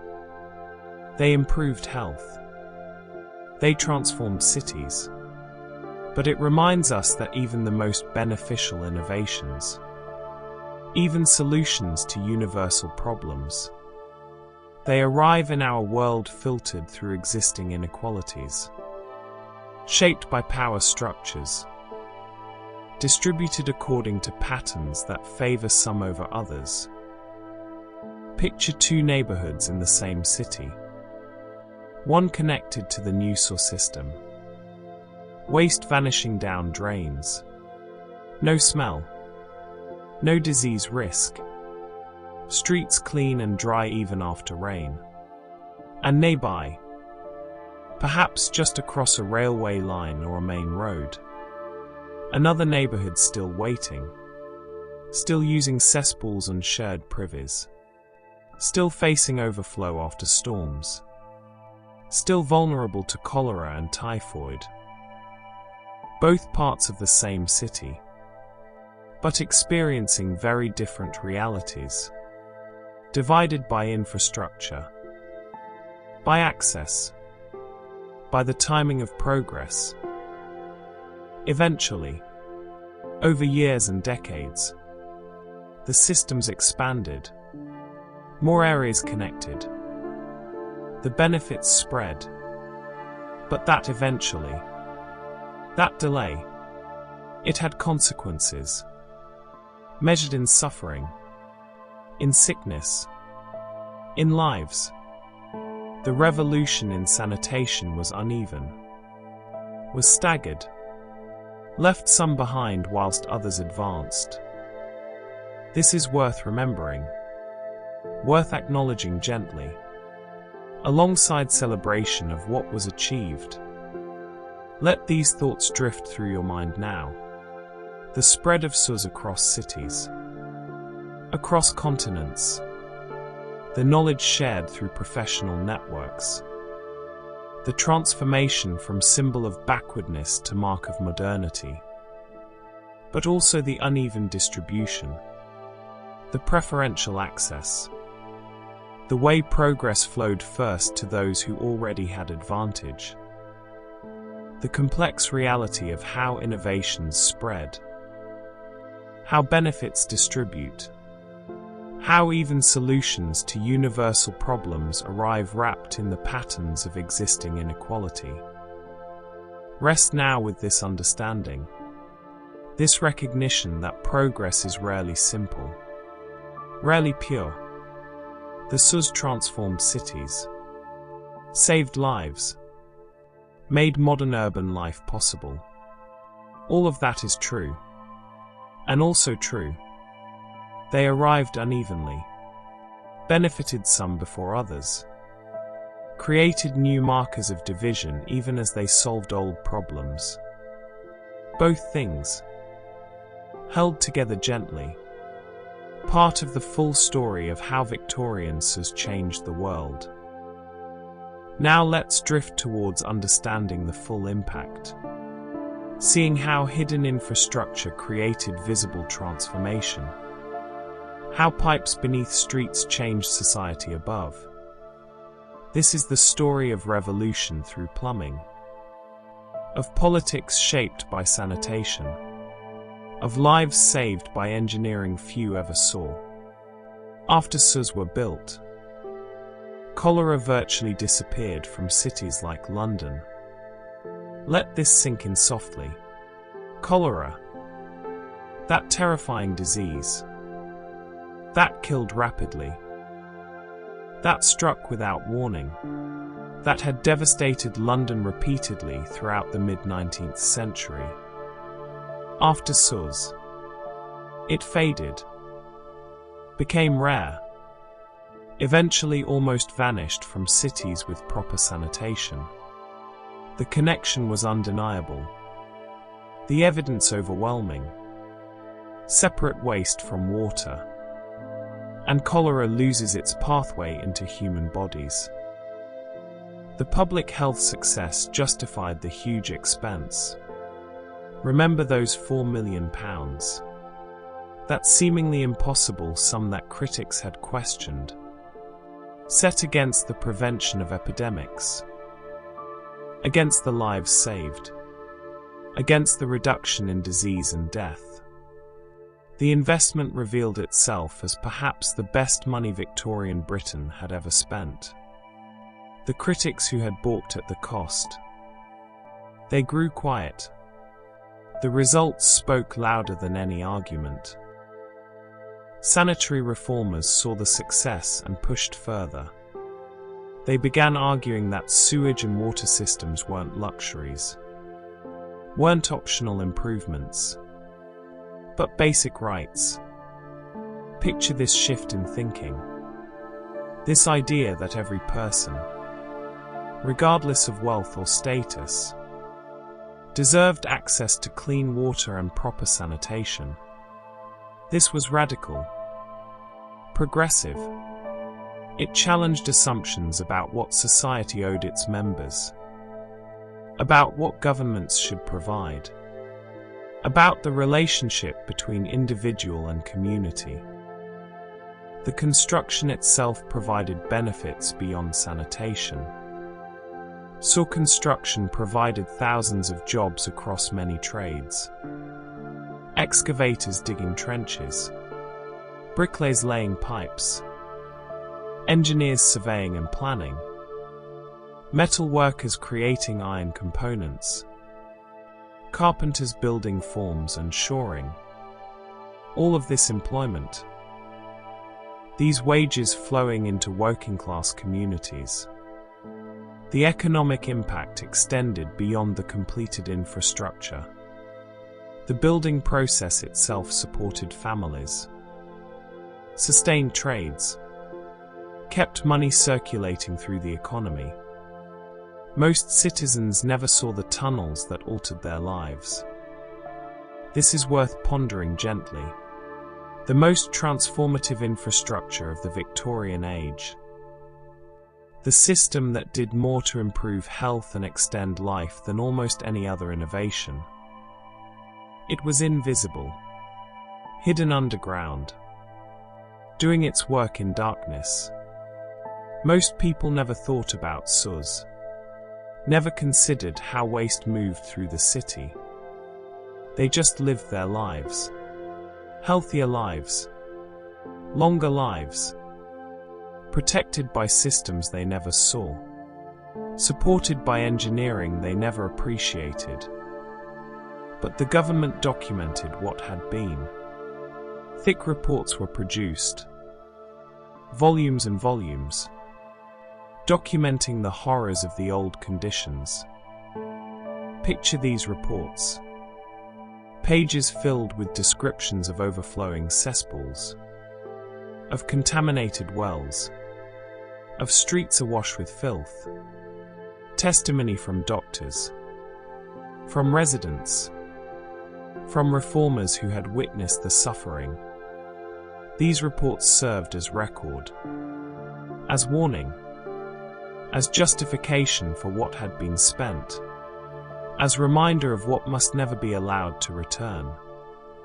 The SOAR networks became proof, tangible evidence of what collective investment could achieve.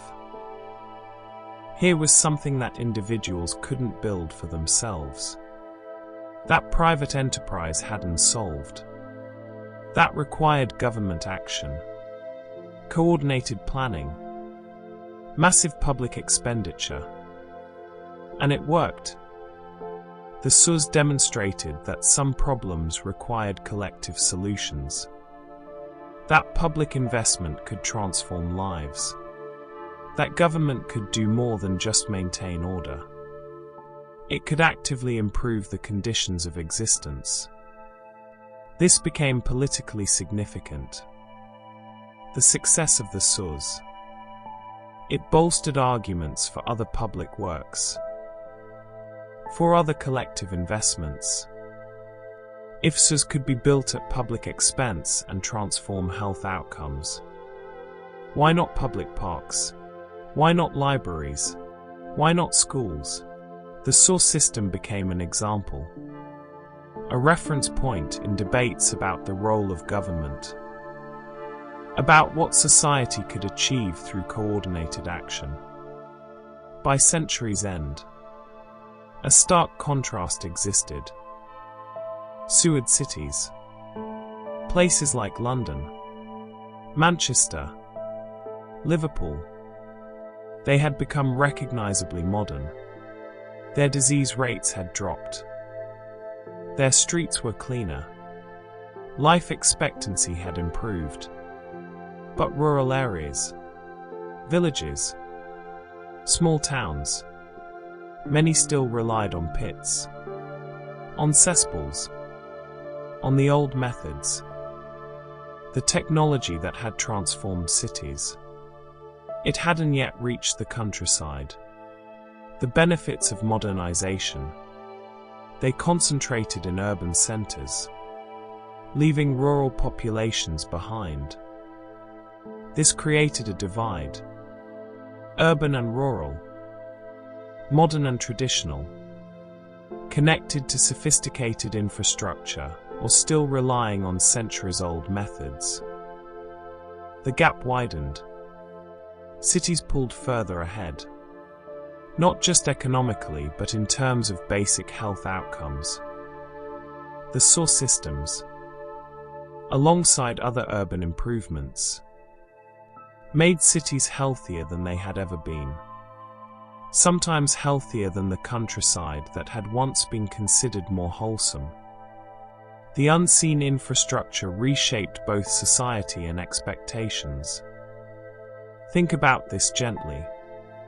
Once SUS existed. Once people experienced life with proper sanitation.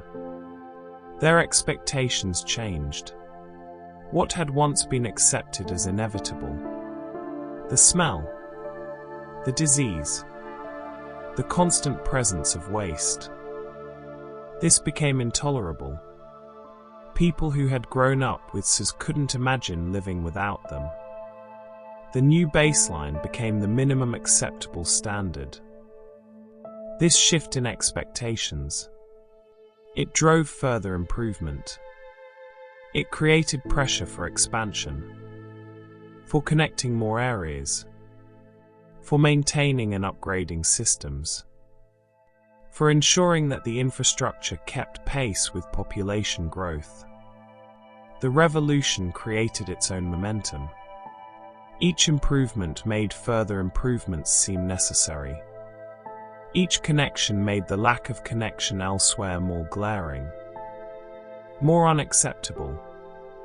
Urban life above changed because a hidden city was built below. This is the essence of it. The visible transformation, the health improvements, the epidemic prevention, the cleaner streets, the reduced smell. All of this resulted from infrastructure that most people never saw, never thought about. The revolution happened underground, in darkness, in tunnels and pipes, but its effects appeared in longer lives. Healthier children, cities that could continue growing without drowning in their own waste. Picture Victorian London at century's end. Compare it gently with the London of mid-century, before SUS and after. The same streets, but cleaner. The same river, but no longer an open sore. The same neighborhoods, but no longer plague-ridden. The transformation was profound, fundamental, and it had happened largely through what couldn't be seen. Through pipes and tunnels. Through the patient work of moving waste away from people. The political lesson. The social lesson. It was clear. Infrastructure matters. The systems that support daily life. The pipes and pumps and tunnels. These aren't trivial details. They are foundational. They determine whether cities can exist healthily, whether populations can grow without catastrophe, whether modern life is sustainable or ultimately self-destructive.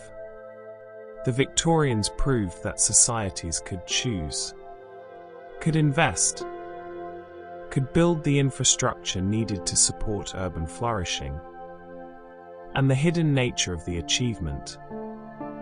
That too carries meaning. The best infrastructure disappears, works so reliably it becomes invisible. The SUS succeeded precisely because people stopped thinking about waste, stopped worrying about overflow, stopped fearing cholera.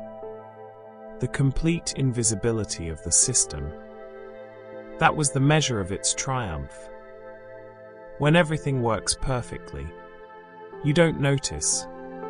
You just live, supported by systems you take utterly for granted. Let these understandings drift through your mind now.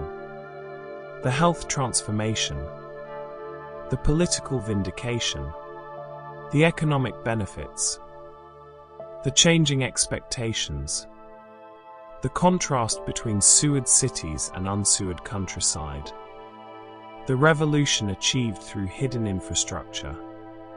All of it flowing from Bazalgette's vision, from the work of thousands of labourers, from the investment of millions of pounds, from the collective decision that cities deserved better, that public health mattered, that engineering could solve what had seemed unsolvable.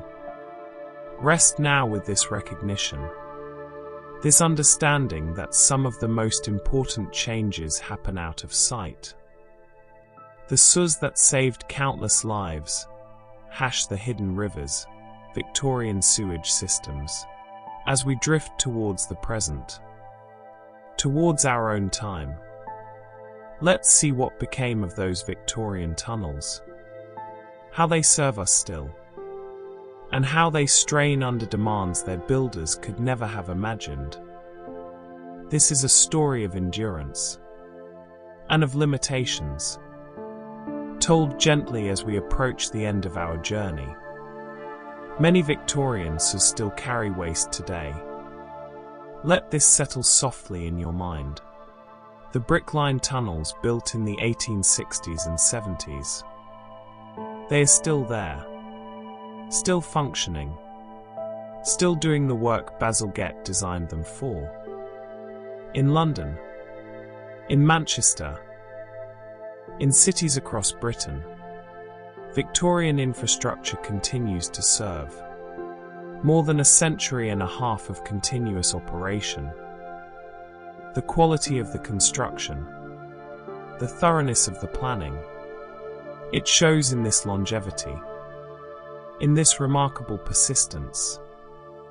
Picture these tunnels as they exist now. The brickwork darkened with age, patched in places where repairs were needed, but fundamentally intact, fundamentally sound. Water still flowing through egg-shaped channels, following gravity's pull, moving waste eastward or downstream just as it always has. The Victorian engineers built to last, and their work has lasted beyond anything they could have hoped. But here's the challenge, and let this wash over you gently. Networks built for 19th century populations now strain under 21st century growth. Think about the numbers softly. London in Bazalgette's time had perhaps 3 or 4 million people. London today has more than 9 million. Manchester, Liverpool, Birmingham, all vastly larger than when their SURs were designed. The population has doubled, tripled, and all those additional people produce waste that must flow through Victorian tunnels. Bazalgette had oversized his SURs, had anticipated growth, but even his generous planning couldn't foresee this much expansion, couldn't imagine cities growing to such size. The capacity he built in, the extra room he provided, it's been absorbed, exceeded. The SURs work, but they are pressed close to their limits, handling volumes their designers never imagined. Combined SUR overflows discharge waste when overwhelmed. Remember we spoke of this. The Victorian decision to combine rainwater and sewage in single pipes. During normal conditions, this works adequately, but modern cities produce so much waste, and climate change brings more intense rainfall, more sudden storms. When heavy rain arrives, the combined SURs overflow more frequently than they once did. Diluted sewage entering rivers and streams.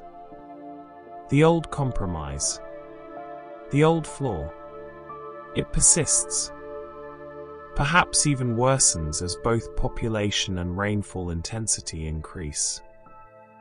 Modern outflow hours reveal the limits of old design. Cities now monitor and report when combined SURs overflow. The data is sobering. Hundreds of overflow events per year in some systems. Thousands of hours when diluted sewage enters waterways. This isn't a failure of the Victorian system exactly. The SURs are doing what they were designed to do, but the demands placed upon them exceed what any 19th century engineer could have anticipated. The limits of the design become visible when stressed by circumstances beyond the original scope. New megatunnels supplement Victorian arteries. Picture these modern additions gently. Enormous tunnel boring machines, far larger than anything the Victorians possessed, drilling deep beneath cities, creating new capacity. London's Thames Tideway Tunnel, The Lee Tunnel. These are 21st century additions to Victorian infrastructure, designed to capture overflow, to store excess sewage during storms, to prevent discharge into rivers. They work alongside the old system, supporting it, extending its capacity, allowing it to continue serving despite increased demands.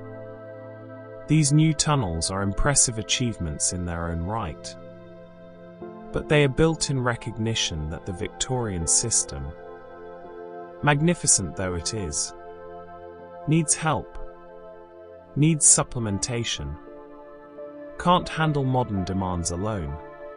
The new infrastructure doesn't replace the old. It augments it, honors it by keeping it functioning, by building around it rather than tearing it out and starting over.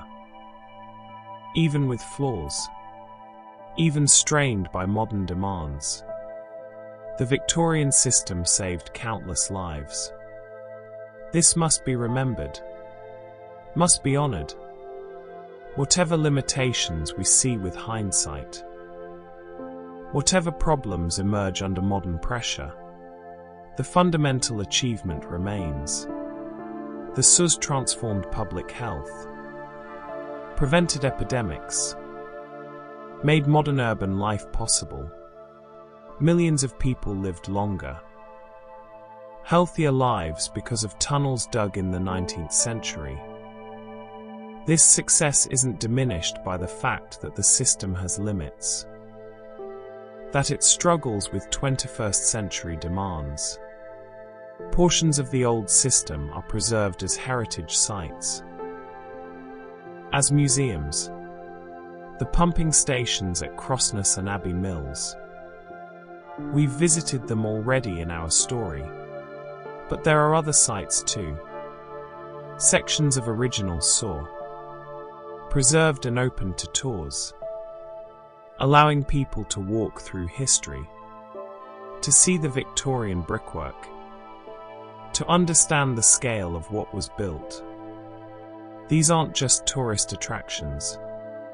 They are monuments, reminders of what was achieved, of how cities were transformed through engineering and public investment. These preserved sections tell stories. They show the craftsmanship of Victorian construction, the quality of the brickwork, the thoughtfulness of the design. They make visible what normally remains hidden, giving people a chance to appreciate infrastructure they depend on but never see. There's value in this, in pulling back the curtain occasionally, in revealing what supports daily life, what makes modern cities functional. The Victorian tunnels still guide modern drainage beneath city streets. New connections, new pipes. They feed into the old network. The pattern Bazalgette established. Small pipes connecting to larger collectors, connecting to main interceptors. This hierarchy persists. New development follows old logic, works within the system's structure rather than against it. The Victorian foundation continues to shape how cities grow, how new neighborhoods connect to infrastructure, how waste management evolves. The story of sewage shows how engineering, fear, and politics fused into one giant project. Think about this gently. Technical solutions alone weren't enough. Engineers had proposed systems for years before the Great Stink. But political will was lacking. Public fear, the visceral experience of unbearable smell. That's what created the opening for change. And then engineering could provide the solution. The three elements: technical capability, political will, public demand. They came together in a particular moment. and transformation became possible. This pattern repeats throughout history. Technical solutions waiting for political will. Political will waiting for public demand. Public demand waiting for conditions to become unbearable. The SUS remind us that change often requires crisis. Requires the comfortable to become uncomfortable. Requires problems to become impossible to ignore. The Great Stink, horrible as it was, it created the conditions for transformation, made the impossible suddenly essential. Victorian brick tunnels, hidden and reliable, remain among the era's greatest legacies. Not the most celebrated perhaps, not as famous as railways or telegraphs or the industrial innovations that historians often focus on, but arguably more important, more fundamental to human well-being. The SUS made cities livable, made dense urban populations sustainable, made it possible for millions to live close together without succumbing to epidemic disease. Picture London, Manchester, any city still served by Victorian SUS. The buildings above change. Modern towers rise. Old structures fall. The street level transforms constantly. But beneath, in the darkness, the brick tunnels persist, unchanged, doing quietly what they've always done. This is legacy. This is infrastructure that outlasts the society that built it, that continues serving long after its creators are forgotten. The Victorian SUS will likely still be functioning when our own era's achievements have crumbled. Let yourself rest with this understanding. The SUS are old, strained, imperfect. They overflow sometimes. They struggle with modern demands. But they endure. They function. They continue protecting public health more than 150 years after construction. The quality speaks for itself. The longevity demonstrates the value of building well, of planning thoroughly, of creating infrastructure meant to last generations. We live atop Victorian engineering.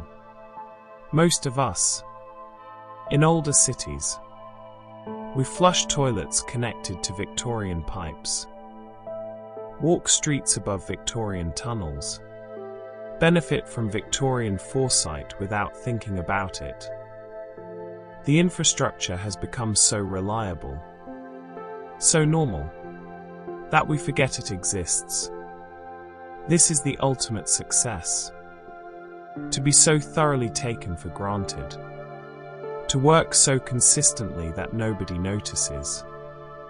To support life whilst remaining invisible. The SUS remind us that the most important achievements are often the least celebrated.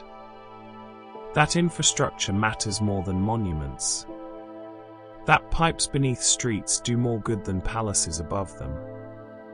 That the unglamorous work of moving waste safely away from people.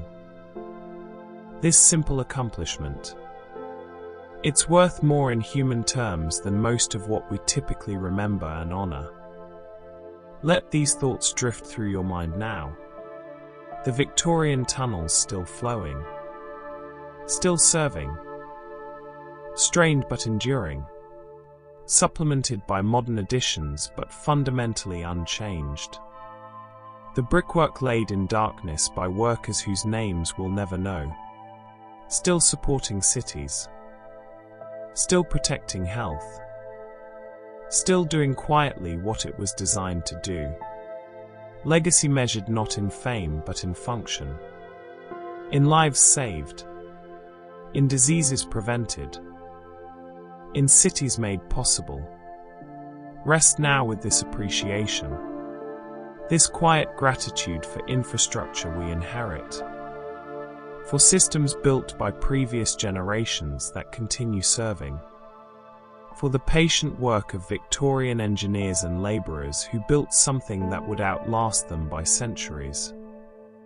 The suds beneath our feet, flowing constantly, invisibly, reliably, carrying away what cities produce, making modern life sustainable, doing their work in darkness, asking nothing, expecting nothing, just functioning, just serving, just being there when needed, as they've been there for more than 150 years. And now, as we drift towards rest, let's take one final gentle journey, down through the streets, through the soil and clay, into the quiet underworld that we've explored together. This is where our story ends. In the darkness where it all happens. In the hidden city beneath the visible one. Beneath the noise of modern cities. Beneath the traffic and the footsteps. Beneath the construction and the commerce. Brick arches still carry away what life produces. Picture this softly. Right now. At this very moment. As you rest. As you drift towards sleep. Beneath the ground. Water is flowing. Sewage moving through tunnels. Following gravity. Following the paths laid out more than a century ago. The work continues. Constant. Unnoticed. Essential. The sewage system is unseen. Uncelebrated. Yet vital to life above. Think about this gently. Everything you've done today. Everything everyone in your city has done. Eating. Drinking. Washing. Living. All of it produced waste. And that waste had to go somewhere. Had to flow away. Had to be carried safely from homes and buildings. Through pipes and tunnels. Away from people. Towards treatment or discharge. The system handles this invisibly. Automatically. Without anyone needing to think about it. This is infrastructure at its finest. Working so well it disappears from consciousness. The Victorians built a hidden city to cure the visible one. Let this understanding wash over you like a gentle wave. The solution to London's crisis. To every city's sanitation crisis. It wasn't something that could happen above ground. Wasn't something visible or celebrated. It required building beneath. Creating a second city in the darkness below the first. A city of flowing water and brick tunnels. A city that would never be seen but would make the visible city possible. Livable. Sustainable. This hidden city has no inhabitants. No sunlight. No air. Just water flowing endlessly through darkness. Just pipes connecting to pipes. Tunnels merging into larger tunnels. The hierarchy of collection and transport that Bazalgette designed. It's a city built entirely for movement. For flow. For carrying things away. And it does this work ceaselessly. Day and night. Summer and winter. Year after year. Decade after decade. Century after century. Through those tunnels. The past continues to flow beneath our feet. Think about this image softly. The suds carry not just present waste but also history. Victorian brickwork still channeling 21st century sewage. The past serving the present. The work of people long dead still supporting people not yet born when the tunnels were completed. Time flowing through those channels along with everything else. Connecting eras. Linking generations through infrastructure that endures. Picture one of those tunnels in your mind. Dark. The darkness absolute. No light has ever reached here naturally. Only the occasional inspection lamp. The rare visit from maintenance workers. Most of the time. Complete darkness. And yet the work continues. Water flowing whether anyone watches or not. The system functioning without supervision. Without praise. Without recognition. Just doing what it was built to do. Moving waste away from people. Protecting public health through simple physics and solid engineering. The Victorian engineers who designed these systems. The workers who built them. They're all gone now. Passed away generations ago. But their work remains. More enduring than most of what we create. More functional than most monuments. They built something that would outlast them. That would serve people they would never meet. That would make possible a future they couldn't imagine. This is legacy in its truest form. Not fame. Not memory. But continued service. Continued function. Continued quiet support of life above. As you drift towards sleep now, let yourself feel gratitude. Gentle. Unforced. For all the infrastructure you never think about. The pipes in walls. The wires in ceilings. The tunnels beneath streets. All of it working constantly. Supporting your life. Making modern existence possible. You don't need to think about sewers when you flush. Don't need to worry about waste disposal. Don't need to fear cholera when you drink water. All of this freedom. This security. It rests on Victorian engineering still doing its quiet work in the darkness below. The sewers will continue working while you sleep. While everyone sleeps. The hidden city never rests. Water flowing constantly. Waste moving steadily away. The system maintaining its endless vigil. This is infrastructure as it should be. Reliable to the point of invisibility. Functioning so consistently that it can be completely forgotten. The sewers succeed by making themselves unnecessary to think about.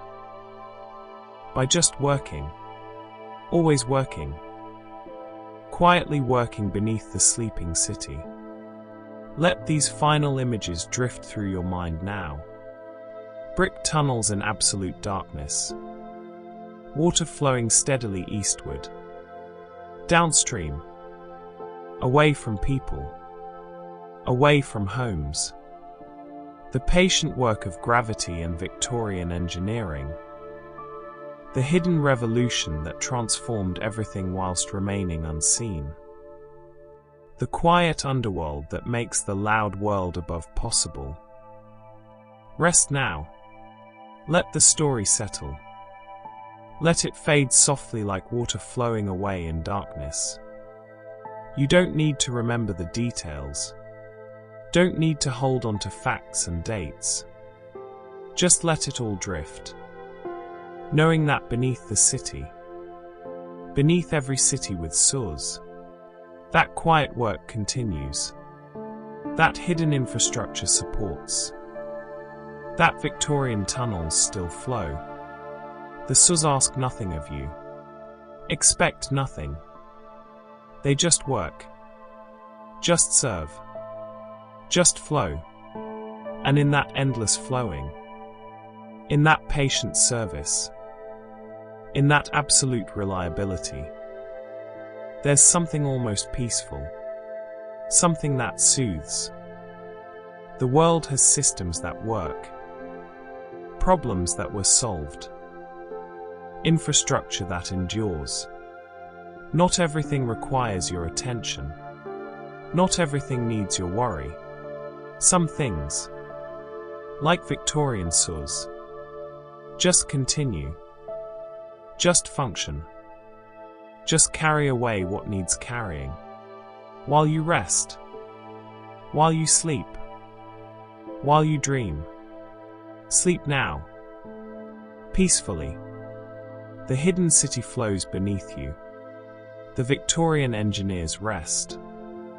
Their work complete and enduring. The tunnels do their quiet work. And you can simply let go. Let yourself drift. Knowing that some things work. Some systems function. Some infrastructure endures. Supporting life without asking. Without needing thanks. Without requiring thought. The past flows beneath your feet. Carrying away what needs to be carried. Making tomorrow possible. Whilst you rest in the darkness above the darkness below, where water flows eternally through brick tunnels built by hands long still, serving generations yet to come. Flowing, always flowing, away into the night. Rest now. Sleep now. The saws flow on, and all is well.